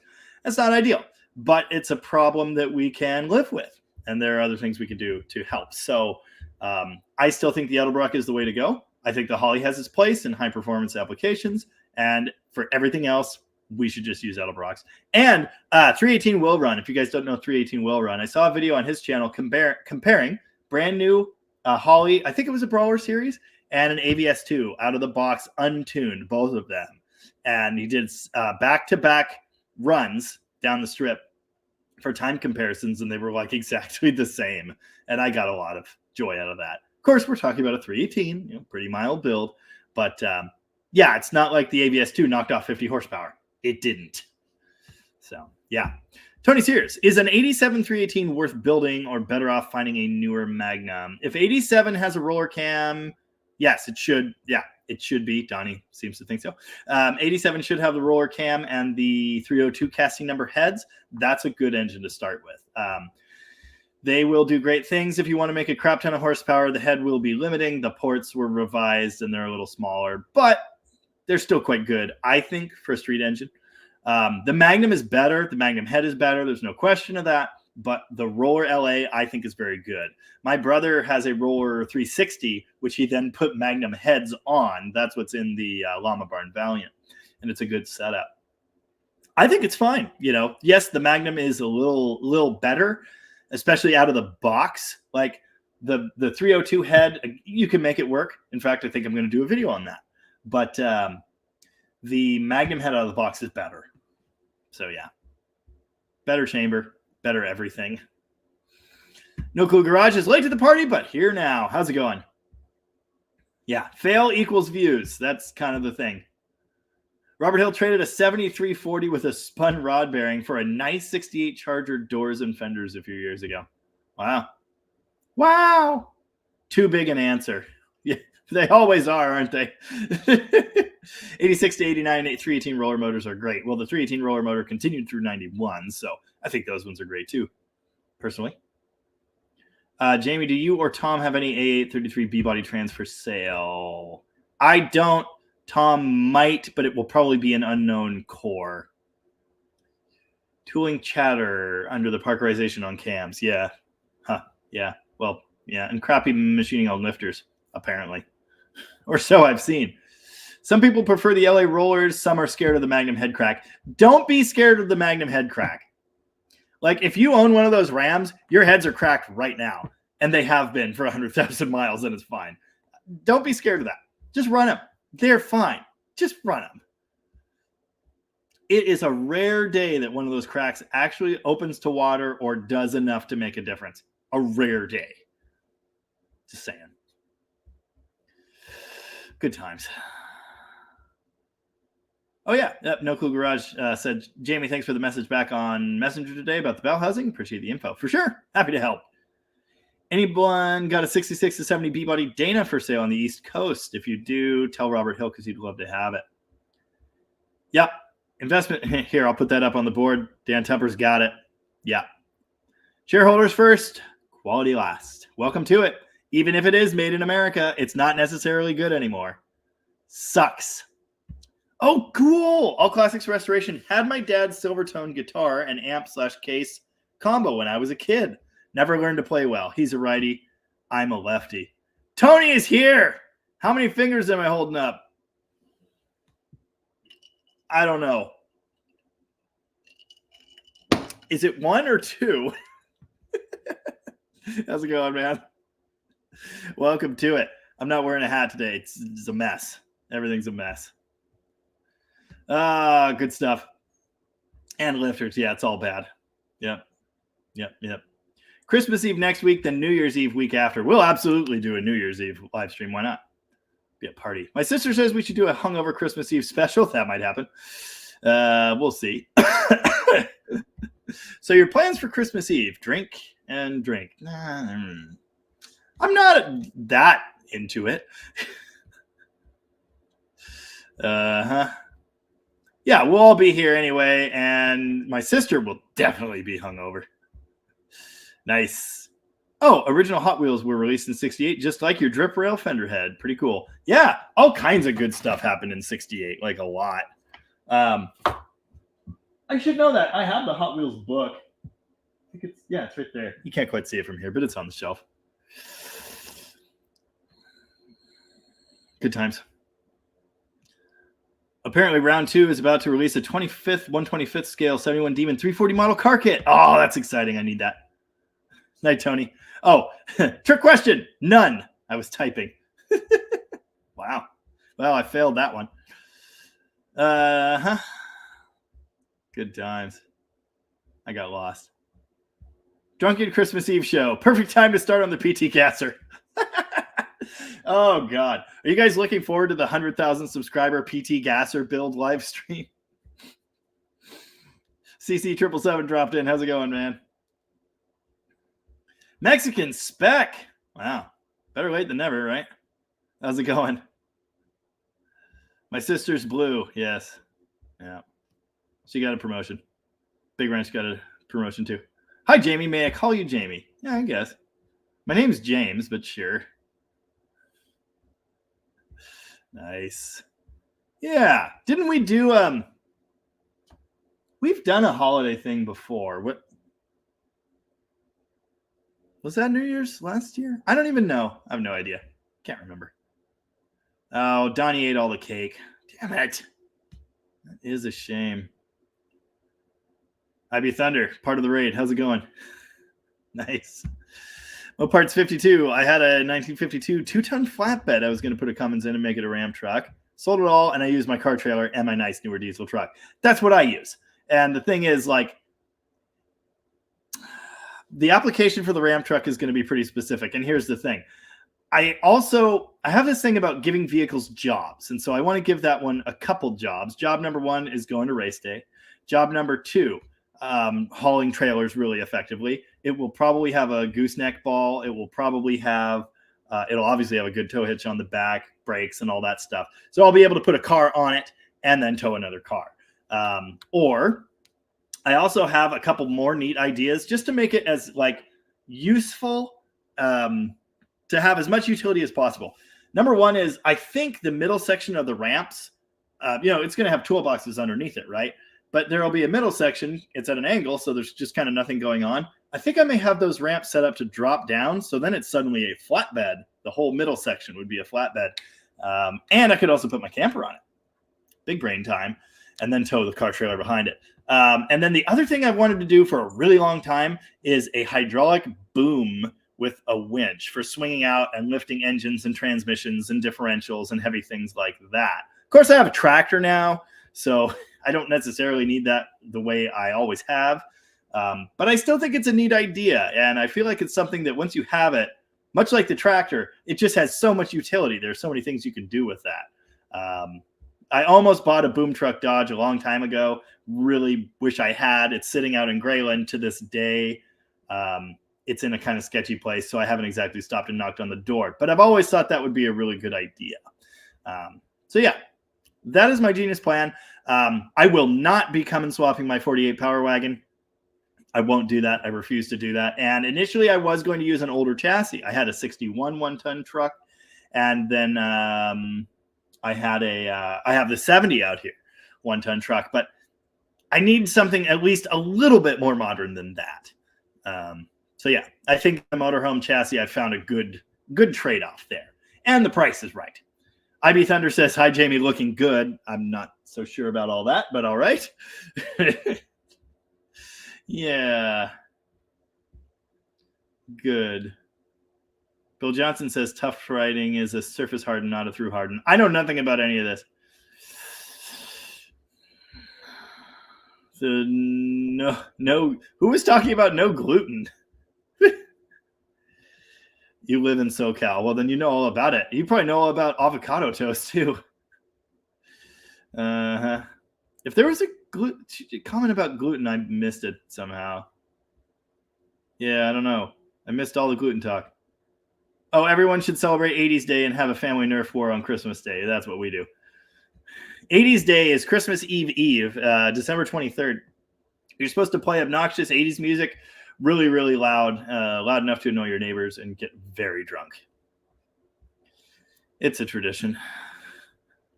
Dan Tepper uses organ cam grinding in his end of Washington. Yep. Delta Up by the Sound has a great reputation too. That is what I've heard. I need to get over there and meet those guys.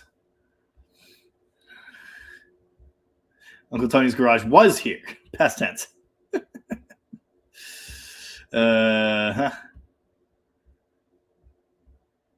Oh, Bill Johnson has run Delta camps. I've run their camps. I've got 3 or 4 of their boxes here, but I've never actually been there. I've never actually bought anything from them myself. So I need to make nice with those guys. Okay. Loparts 52 dropped one of my service trucks off at a shop last week to get work done. They tried to tell me my Cummins had to have glow plugs so it can run like all diesels have to have them.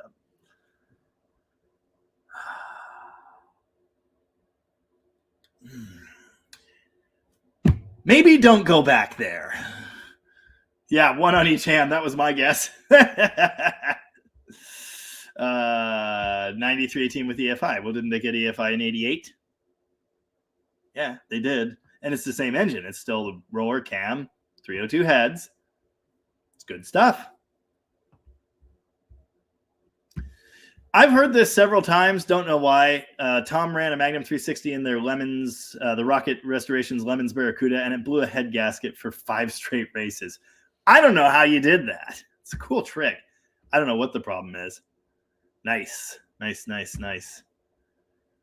Oh, awesome. Donnie got his false advertisement Hot Wheels from the functional histories. It's awesome. Nice. AMC guy wants to know why the TBI 39 is such a hated engine. I have one in my 88 Ram, and it's fine. Spunky little motor, if you ask me. They're just a little small and a little underwhelming, but I think they're good engines. I've known a lot of people that think they're pretty good. So, yeah. I've never owned one myself. I've experienced a few. Got less, but I think they're decent as far as architecture and stuff goes. Barracuda would like to think that the old cam manufacturers such as Isky wouldn't ever sell bad cams and lifters. Is Isky still manufacturing their own? Weren't they recently bought out? Rooster knows all about this. I don't know. But old cam manufacturers, like there are a lot of old cam manufacturers still selling cams that aren't anything like they used to be. I mean, how many of those companies have been bought by Holley alone? Just saying.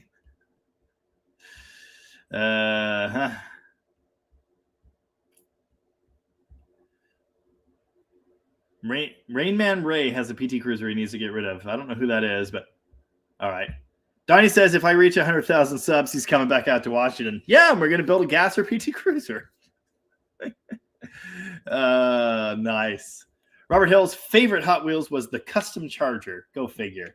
I like I like a lot of them. But favorite? I don't know. Why don't you guys not like PT Cruisers? I hate PT Cruisers, but I'm going to have to build one into a...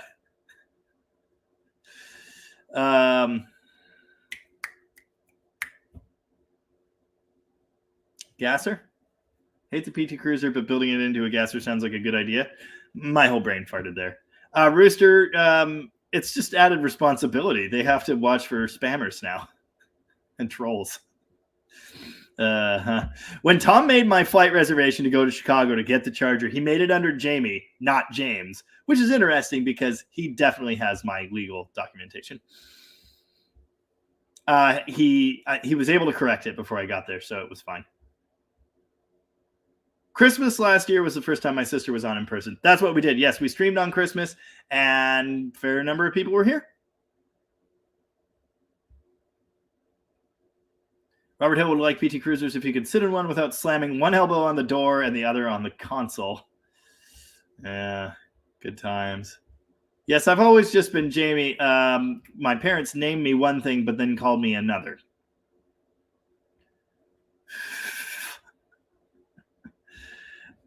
I'm not going to get up and do a drum roll. Farmer rolled his tractor over and trapped him. He had to cut his left arm off to free himself. He's all right now. A blue PT Cruiser for $650. It's a 2007 with alloy wheels. Yeah, okay. Send it my way. I'd rather have a free one, but $650 is pretty good. I don't care what wheels are on it. It's all going away. I will not be doing a Cummins-powered car. My friend Dalton really wants to Cummins power a Cadillac. Will you call me Bob, Jim? I called you Bob once. Donnie says, will you call me Bob, Jim? Because you were doing the happy little tree thing. But it went over your head, I think, at the time. Then I explained it, but that was after we already made a video. I don't want to do a Cummins car. It's been done. It's just like, yeah, it's not what I want. And to me, the Cummins is a working engine. The Cummins is an engine that should be hauling shit everywhere. That's how I see them. I just don't. Yes, you can make 1,000 horsepower with them, but they also weigh a ridiculous amount. So it's just not. I'm not going to do that. But my friend Dalton really wants to put one in a Cadillac. The Cummins Cadillac thing is like huge. I don't know why. Again, it's been done many times, but yeah. German Jamie, gluten tog. I would not put a diesel in my flat fender wagon either. Nah, it's been done too. People do the modern chassis swap, and no, I want mine to be a time capsule. I want mine to stay exactly how it is. It works. It's a factory truck that runs and drives. So yeah, I won't ruin it like that. If I had one that was totally ruined and all the parts were gone, or if I had just a cab to put on another chassis, yeah, I'd consider that. That would be cool. But my truck, I would not do that. Yeah, the modern chassis thing, and I was just kind of hitting on that too. That's the thing people are doing. My friend's building a 78 Warlock on a 2015 Ram chassis with a 5.7 or a 6.1. Those are your two options. Would you consider, IB Thunder wanted to know, would you consider renting the Ram truck? I'm close. Probably not. I don't know. Probably not. I don't know if I would trust it if I were you. I mean, you've seen but yeah. Anyway. Oh, Leyland Sanchez sent a $2.99 super sticker. Thank you for that. Appreciate it. Rocket Tom has a good machine shop story. Friend took a 426 Hemi block to his local machine shop. The guy asked if he could stamp his name into it. Yeah, I thought he said he was going to stamp his name into it. It was just a clean and mag job. Ridiculous. That AMC guy says I've done some light mods to my 3.9. Later Magnum exhaust manifolds, deleted air pump, run a fan clutch. Also have an 8 3/4 rear with 2 9s. Interesting. Yeah. Cool. Things are out of control. That is absolutely true.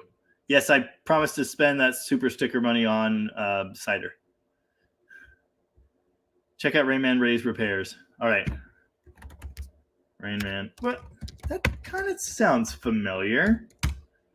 We might have before. Nope. Not at all. Huh. He works on like new stuff. That's interesting. Not my thing. I'll check him out though. Yes, the 93 to 96 Magnum exhaust manifolds had a larger exit than the later ones. They also had an EGR port, which you have to cover. Oh, man. Mexican Spec tried to buy a new PT Cruiser when they first came out. The paint was damaged when it came in, so I refused to buy it. It was purple. A friend of mine's family bought the very first PT Cruiser in Grays Harbor. You ended up with an 01 Ultima. That's a little different. Probably for the better. Wow. The Maxman 71. My brother bought a 78 Warlock brand new. It was my favorite truck growing up. Never seen a lot since, but I have seen. I'm confused. Never seen one like it. Well, there aren't a lot of Warlocks out there. Oh, Chris Deisner has a free PT Cruiser. Awesome. Well, let me know how to redeem that. Yeah. My parents named me one thing and called me another. Yep. Happens. Mexican Spec always wanted the Dream Cruiser when it was new. Wow. I would really like a diesel-powered boat, a real one. My boat is not that boat. And I did think about it when I first got the boat. But too much weight. It'll ruin everything. It probably won't plane anymore. It'll be slower. It will be fuel efficient, though. Dodge Stratus made to a minivan. But yeah, pretty much. Nice. I watched a guy blow the turbo off his Cummins drag truck a few years ago at Bradenton. Oh, a few weeks ago. I guess 160 PSI of boost might be too much. Yeah, there are a lot of glorious Cummins explosion videos on the internet. Kind of amazing. Yeah. In Mexico, you buy what is here. Well, that's how I operate. I don't go looking for. In fact, it's how projects come to the channel. I take what I can get, you know? Yeah. Wow. Barracuda just looked up Ed Iskandarian. He's 102 years old. Wow. Still kicking. My mom says, we gave you a nice fancy formal name, government name, and called you the best nickname derived from it. At least they didn't call me Jim. I'm at the end of the comments again. This is amazing. Is everyone hungover? I'm not hungover, but I am tired. Jim, stop it.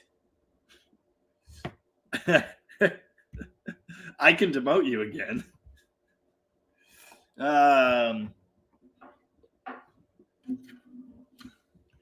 I hear those Dodge minivans are fast.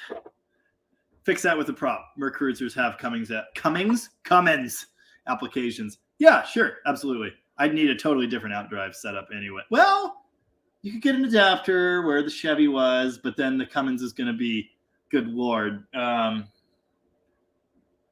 There's not enough room down there. The small block barely fits. I just got to thinking about that. Anyway, someday I will have a Cummins-powered boat.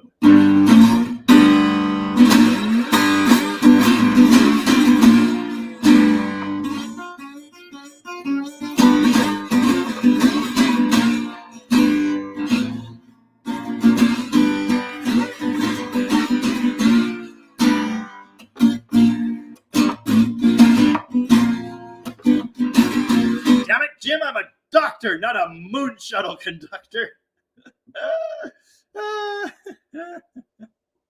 Wow. If you didn't call yourself Jamie, I wouldn't have. I don't shorten people's names. It is disrespectful. The funny thing about my name being Jamie is it's longer than my actual name.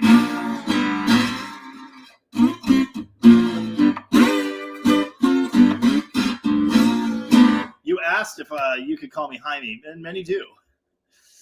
And that's fine. Bo Ridge says, my parents gave me a terrible government name, so I've been a nickname since I was a child. Yeah. Donnie needs a timeout. We're going to find out if one mod can time out the other.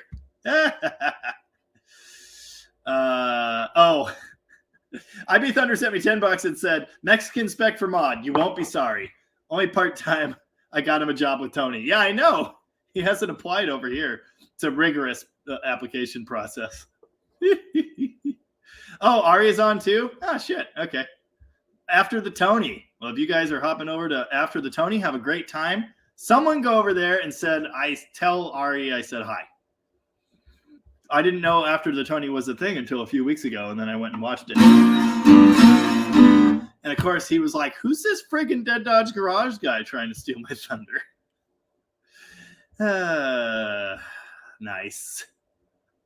That AMC guy said, in regards to your voice, you sound kind of like Brian Posehn. I know who Brian Posehn is. Can I do a Brian Posehn? He's super low and monotone. What are you guys doing? Yeah, Brian Posehn kind of sounds like this, I think. Yeah, and he likes to say fuck a lot.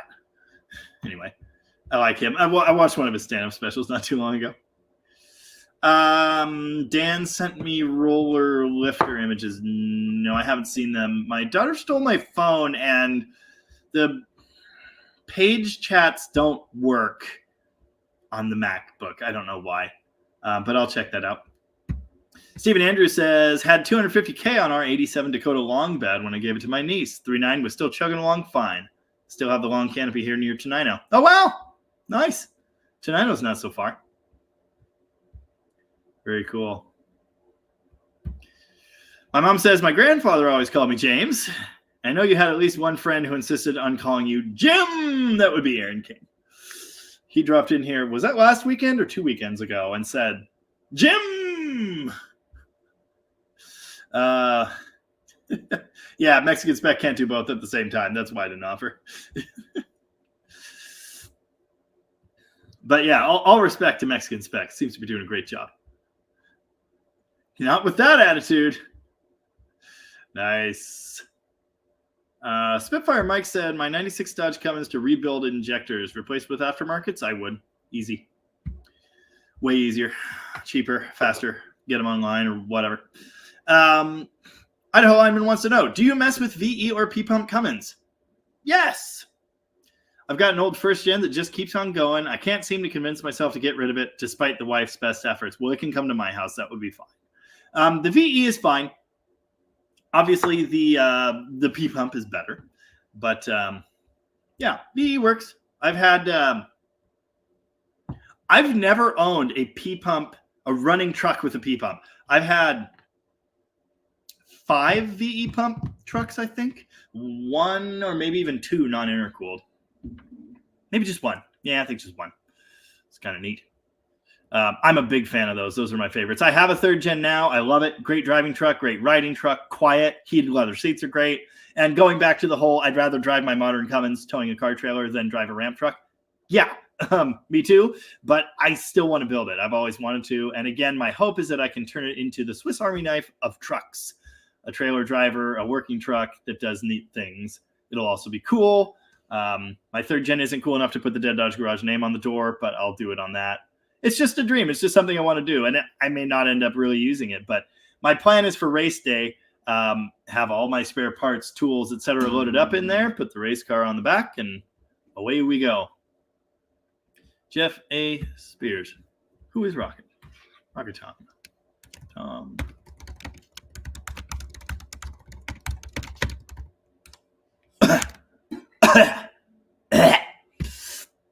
Guy Kugler wants to know, what are the best flowing small block exhaust manifolds? The 340 manifolds were really good. Magnum manifolds are quite good as well. The early ones, 93-6, as Dan Tupper mentioned a bit ago. Quite good. But depending on your application, I mean, A-body, you can pretty much only fit A-body. So BE, truck, Magnums will fit. And they're great. Anti-Stupid said, PT Cruiser, manual trans with 2.4 turbo is snappy. Yeah, they're pretty fun. I would be gutting all of that and cutting all of the important parts out. And it would be, well, V8 powered. I don't know what one. And it would be on a truck chassis and it would look ridiculous.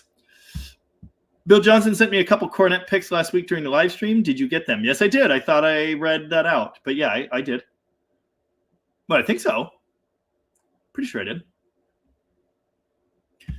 All Classic said, when I met my wife, she had a 77 Plymouth Voyager van with a 400B and a 727. Foolishly didn't keep the 400. Dang it! Those are great engines. They really are. They're desirable these days. Oh, Matthew sent me $4.99. Thank you very much for that. Appreciate it. Know any Dwight Yoakam tunes? I don't. I apologize. If you want a refund, let me know where to send it. And good night to Mexican Spec, who I think already left. Probably hopped over to Ari's. They called my Uncle James Jack. Interesting. Wow. That's it. Nice. Typo negative? Not my thing. You sound like Dave Attell to me. Huh. This is address. Does he sell stuff? Yes. He sells all kinds of stuff. In Scotland, James can also be Hamish. Yeah, and then Irish Seamus. Yeah. Start point 360, 2-barrel carb, mixture screws, lightly buried, back out 2 full turns. Should be close. 1.5 to 2.5 is going to be the sweet spot. How about Team DDG build a PT Cruiser burnout car to enter the Cletus events? I could get behind that. Perhaps multi-application vehicle. Cletus is literally on the opposite corner of the country from me, so I don't plan to be there a lot. But yeah. Burnout car would be cool. Multi-purpose. I want to be able to go racing, if I'm going to do this, but it would do burnouts. Yes, thank you very much, Matthew, for the contribution to my cider fund. Appreciate that.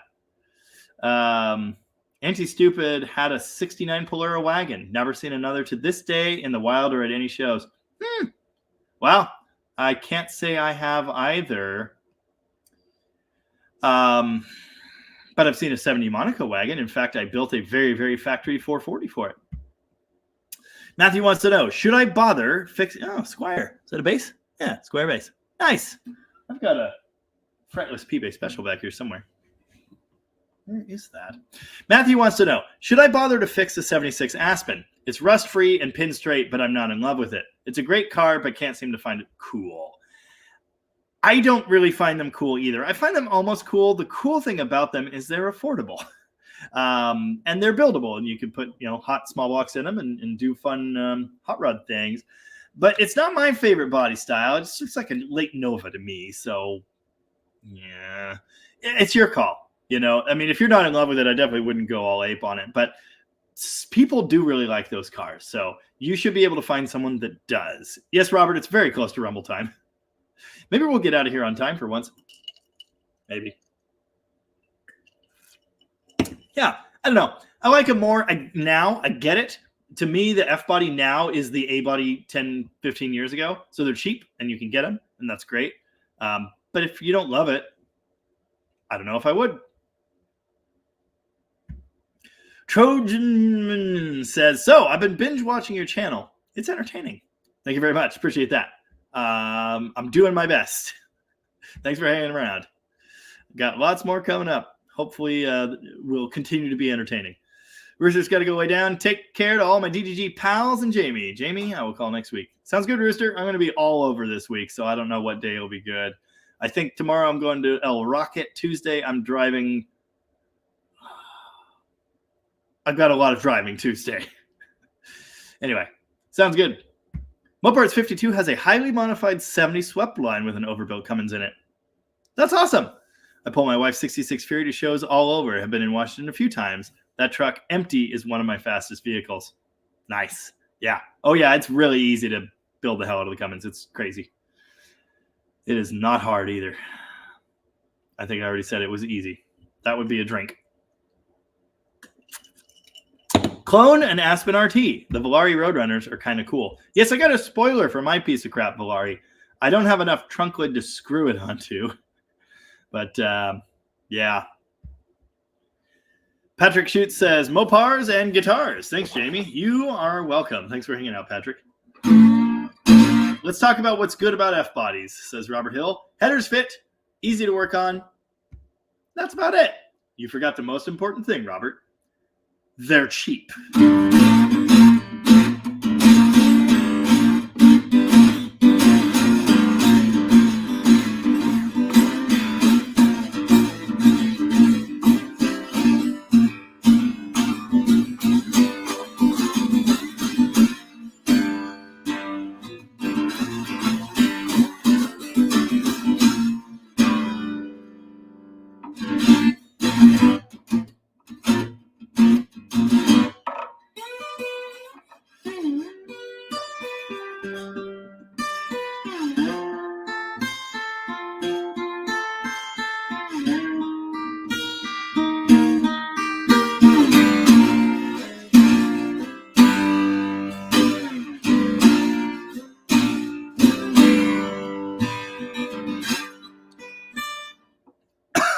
It's the wrong key, isn't it? I think that one's an open E.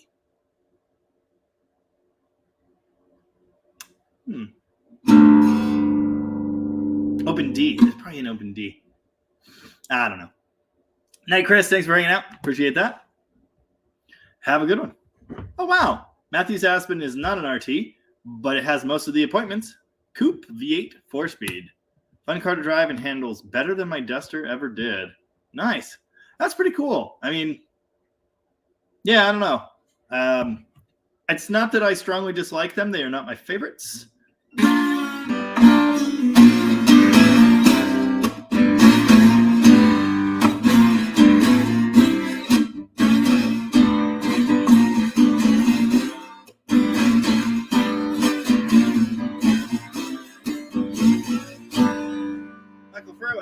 Not sure I can make the live next week, so Merry Christmas, everyone. Thanks, Mike. Appreciate that. Have a good holiday. Oh, wow. Xavier Ortiz saw the biggest homeless camp in my life in Oli last year. Yeah, I think they've wiped that out now, but I don't know. There's a lot of that going around. Welcome to the West Coast. Enjoy your stay. Well, so I can die.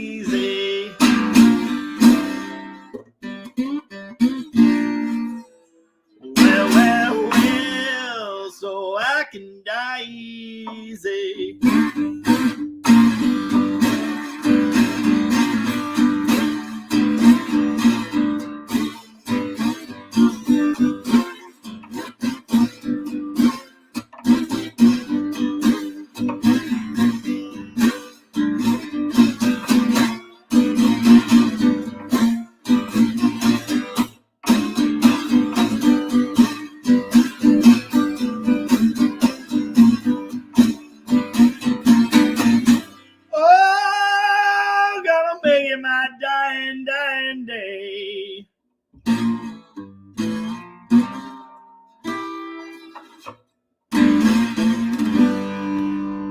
One of my mom's favorite Led Zeppelin songs. Nice. Yep.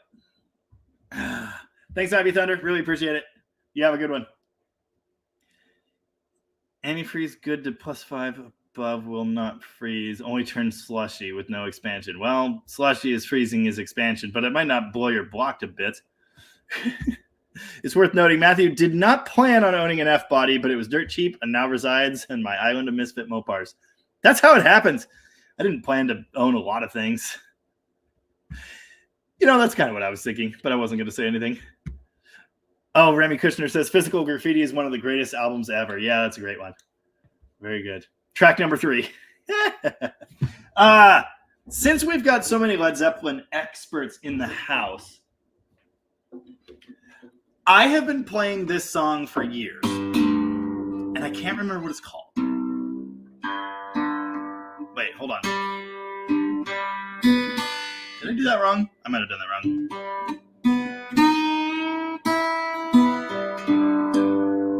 Yeah.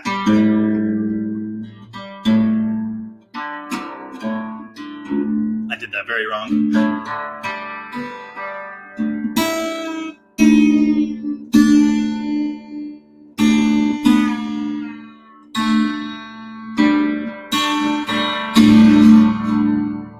Dagad. I haven't been in Dagad in a long time.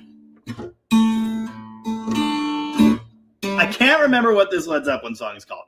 I've been playing it for years. I don't know.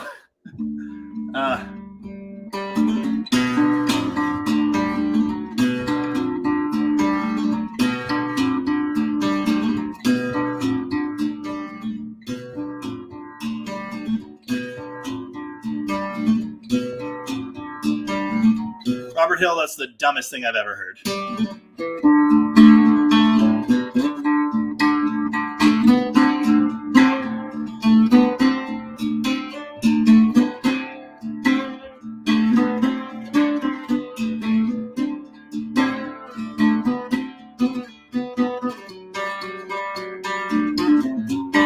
Whoa, that's not it.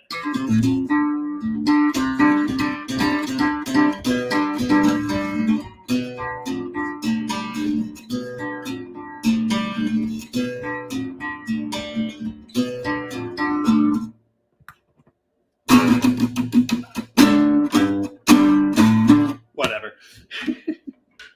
I guess I could just listen to the album again. Every Valiant needs a sway bar desperately. Dagad rocks. Yeah. Is that one not in slide tuning? I thought that one was in slide tuning. Bronnier. Well, that's what I thought. Bronnier. But not the stomp. It doesn't stomp. I had a 71 Swinger. No sway bar. Handled like a pregnant pig. Bronnier stomp. I listened to that recently. That wasn't it. Misty Mountain Hop. That's it. Yes. Misty Mountain Hop. See, I mix those up too. Misty Mountain Hop. I'm sure that's it. Isn't it? Hold on. It's got to be. Let's see. Let's find out. No, it's not. That's on. Now I'm really confused.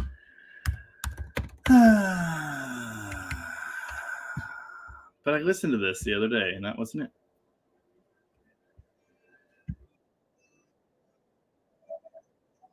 No, that's not it. No, it's the other one. I think it's on 1. I think it would be really easy for me to figure it out.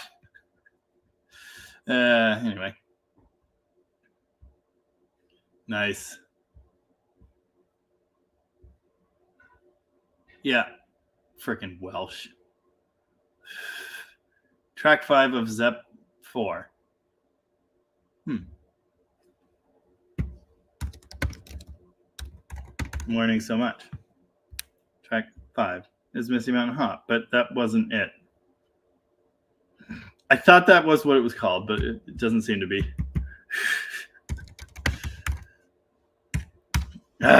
Terrible. Yeah. Anyway, Dadgad's the best. No idea. Pick up the record. Welsh hurts my brain. Kind of. Let's see. Hold on. Hang on. Let me think about this. Bill Johnson has swipe bars on order. Good. That's great news. Operator. I don't know how to play it, though. Dang it. I had another... Okay, I used to play in Dadgad a lot, and then I came up with another a modified version, which I called Sadgad. It was in C, and instead of having the fourth in there, it just had an extra fifth.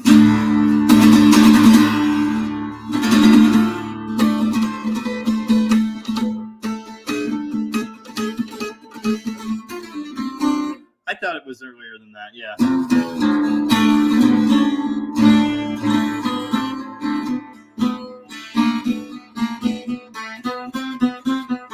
Sounds like a 12-string. I love Dire Straits, but I don't really play any.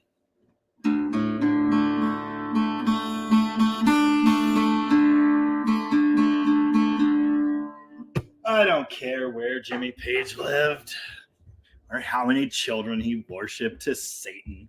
I meant sacrifice. Damn it. Children he sacrificed. I can't play Operator. It's way too complicated. Yeah. I think we all learned a lot.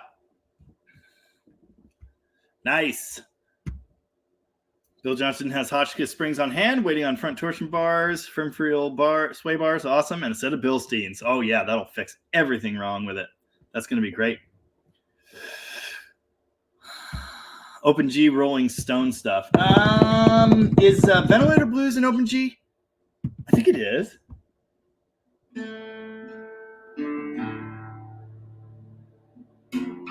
Yeah, I think it is. I don't know. I can't actually play it. I probably could. Anyway. What you gonna do?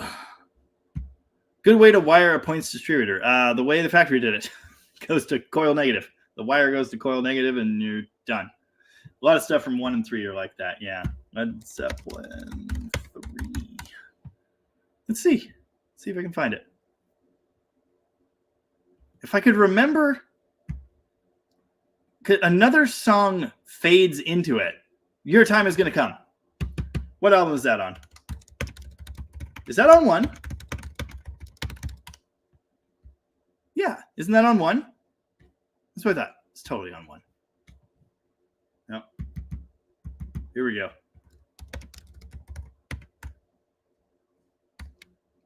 On track list. Except it's not called that. It's just called Led Zeppelin. Whatever. Your time is gonna... Wait, that's not it. What? Oh, wait, that's not a full... No, Black Mountainside. That's what it's called. Black Mountainside. Yep. That's funny. It listed the tracks out of order. So then I was just more confused.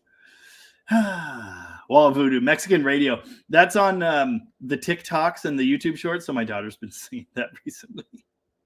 Which is just really weird. Well, I don't care. Your time is gonna come. And it won't be long. Yeah. Black Mountainside. That's the one. It's a great one. All right. Well, Xavier Ortiz was going to take my 72 Barracuda to Washington from Montana, but at 12 or 13 miles to the gallon, I think I'm going to have to reconsider. Ah, come on. Gas prices are going down. Time to get out the old tube amp. I've got one right here. Yep. It's my Champlifier. Anyway, everything I own is tube, except for the Handpeg bass amp. Because that's just who I am as a person. I'm on a Mexican radio. You can absolutely send me 8-track tapes. That'd be great. Yes, my mom has great taste in music. I was raised properly. Yeah. I'd love to have some more 8-tracks. Email me. jamienoise@gmail.com. Let's coordinate. Fred Flintstone is here. He's got a 79 RAM charger, and I'm tired of the electronic ignition running like a turd, so I'm going to throw the points I've got laying on the shelf. I hope that helps.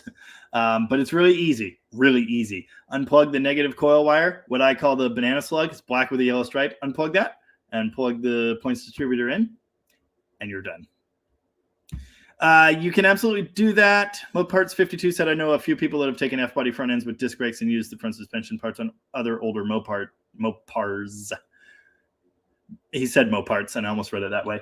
The spindles are taller on the F-body. Spindles are taller. So technically it screws up the steering, the suspension geometry. But it does work. Yes. Bill Johnson just said they are a decent upgrade. Yes, again, with that understanding that the knuckles are not the same. They're actually taller. So they mess up the arm. The relationship between the lower arm and the upper arm slightly. Just a little bit. Robert, way off would be another way of saying just a little bit, I suppose. They're slightly taller. Yeah. Anywho. My mom raised me right. And my sister also, apparently. Jesus. Alcier, always watching. Always shite. Always entertained watching your videos. My shepherd got hit by a car last week. That is terrible. Now have a new puppy. Emotional roller coaster. That is Tom's poor old dog who had many health issues. Passed away a few weeks ago. And he just got a new puppy. So I guess 'tis the season, but that's terrible. I'm sorry. Emotional roller coaster indeed. Yes, common hot rod swap to use the entire K-frame. Yes, although the Mustang 2 is definitely more popular. Yep. Actually improves the camber curves.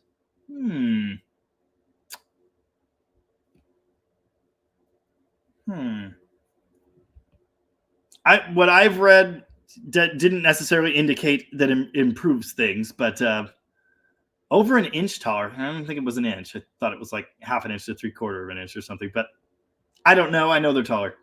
And I don't necessarily think it's what you want, but I don't know. Fred Flintstone's also contemplating rebuilding the factory 2-barrel or throwing on a Carter AFB. Well, Carter AFB is great. Excuse me. That was a what year? 79? Does that have like... Yeah, it doesn't have lean burn, right? Tell me it doesn't have lean burn. Because if it has lean burn, you got to change everything. Remy Kushner, just got my KYB shocks in the mail. Ready to make this thing stop riding like a trampoline. Nice. Yeah, KYB is okay. I've heard Bilstein is the move. What I was going to say earlier, like way earlier, in regards to a duster that handled like crap, A-bodies that handle like wet noodles, sway bar. You need a front sway bar. Definitely. Fred Flintstone says no lean burn on that one. Okay, yeah. Okay, good.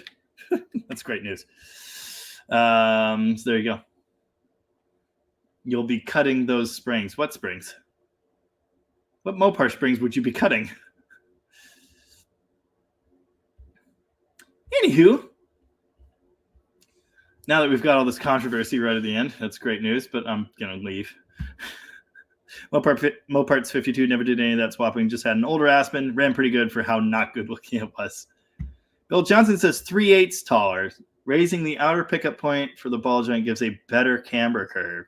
Mustangs do similar, but they lower the inner pickup instead. So what you mean is curve through the suspension's travel because the arm is more horizontal or up here, so it doesn't pull the wheel in as much. I'm sure that varies by where you have the ride height set. That like every single one of these B-bodies I keep messing with, they sit so low the arms almost sit up. So I feel like a taller knuckle would make that even worse. But I could be wrong. Oh, yeah, Robert Hill, the 73 up B. Ooh, shit, I don't actually know that. I mean, everything else is different, but I don't actually know about the knuckle. I thought the B-body knuckle stayed the same because I think that's what you used to upgrade earlier B-bodies. I don't know. Interesting. Gotcha. Yeah. I really like the Edelbrock Carter AFB ABS. That deal. Great carb. If you have the parts and can do that, do that. And it's a super easy carb to overhaul too. I don't even know what 2-barrel they were using by that time. Not my thing, definitely. Well, I think we all learned a valuable lesson, and I'm hungry. 73 up B body have a larger bearing but same height. Are they the same as C body? Don't C bodies have bigger bearings? I don't know this stuff. I live in A body land and early B land, or earlier B land. Anyway, I know the F body spindle is taller. Oh, Dave's right on time. Oops. Good night, all classics. Thanks for being here. Till we meet again next week. Yeah, for Christmas Eve. That'll be fun. What up, Holiday Duck? All good, and I will see you later because I'm getting off of here. Oh, speaking of horrible handling A-bodies, I've got a 318 Cruiser with no sway bars. There's not many corners in my area, so I've been putting money in other places. I understand. Lots of parts of America are not full of corners, but man, the sway bar improves things. Single best upgrade you can do. I have a video about that. I have another video about front-end upgrades. And best way to mount a sway bar to a 69 dark. We have a video on that. We did the Hellwig bar. You have to weld on the mounts. We did the Hotchkiss bar. The Hellwig bar is bolt-on, but it's a more expensive kit now for some reason. Good night, Florida Cheeseburger. Thank you very much for that. Appreciate it. Believe the C body used the larger bearing, late B's and late A's. Okay, yeah, again, I'm not totally sure, but that's kind of what I thought. Anti-Stupid heard some of the old Polys had soft cranks. I don't think so. I don't even know what that means, really. I guess it's Rumble time. We kind of already did. My friend Jeff said, I didn't know you were employable. That's good. All cars should have sway bars. Yeah, I tend to agree. Nice. Oh, that's awesome. Trojan, I assume it's Trojan, Minnesota, but I don't know. Bought my 67 Barracuda cross country, flew out in February to drive it home. Luggage included Carter strip kit, ballast resistor, etc. I felt the pain in your foot from driving that purple Charger. Oh, yeah, nice. Lays the door handles on the ground, but it rides nice. Oh, yeah. Yes, 73 up A are the same as 66 to 72B and all E. That is correct. All right, I'll play some Dr. Hook, but I only know the one. No, I don't know any Stone Temple Pilots. Not my thing. Oh, well, we're big rock singers. We got golden fingers, and we're loved everywhere we go. We sing about beauty and we sing about truth, for $10,000 a show. We take all kind of pills, give us all kind of thrills, but the thrill that we never know is the thrill that'll get you when you get your picture on the cover of the Rolling Stone. Rolling Stone, when I see my picture on the cover, I'm gonna buy 10 copies for my mother. Gonna see my smiling face on the cover of the Rolling Stone. Did I mention my voice is ruined? Oh, we gotta play Rumble. Cold Florida Cheeseburger had the backup. No Beach Boys either.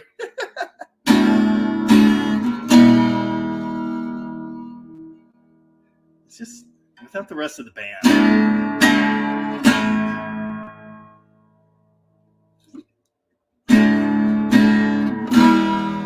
All right, we got to get to the best part.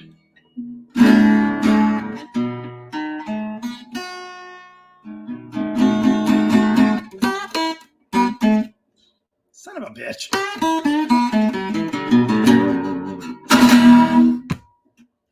On the cover of the Rolling Stone. Yes, Polly's all had forged cranks. All right, I'm out of here. Thanks for hanging out. Oh, my sister trashed her voice yesterday. Nice. Yeah. Oh, sorry, trying to get two thoughts together. Yeah, I hear that, Joel. Later, man. Merry Christmas. We will be here next week, I guess. So, Barracuda unsubscribed. You know what? I'm going to start that comment. I like it. God, I could play Dick Dale. Does that help? But only one Dick Dale song, to be fair. All right, guys. I'll see you next week, I guess. Have fun. Take it easy. If it's that easy, take it twice. I'll see you in the comments. Bye-bye. Thanks for hanging out.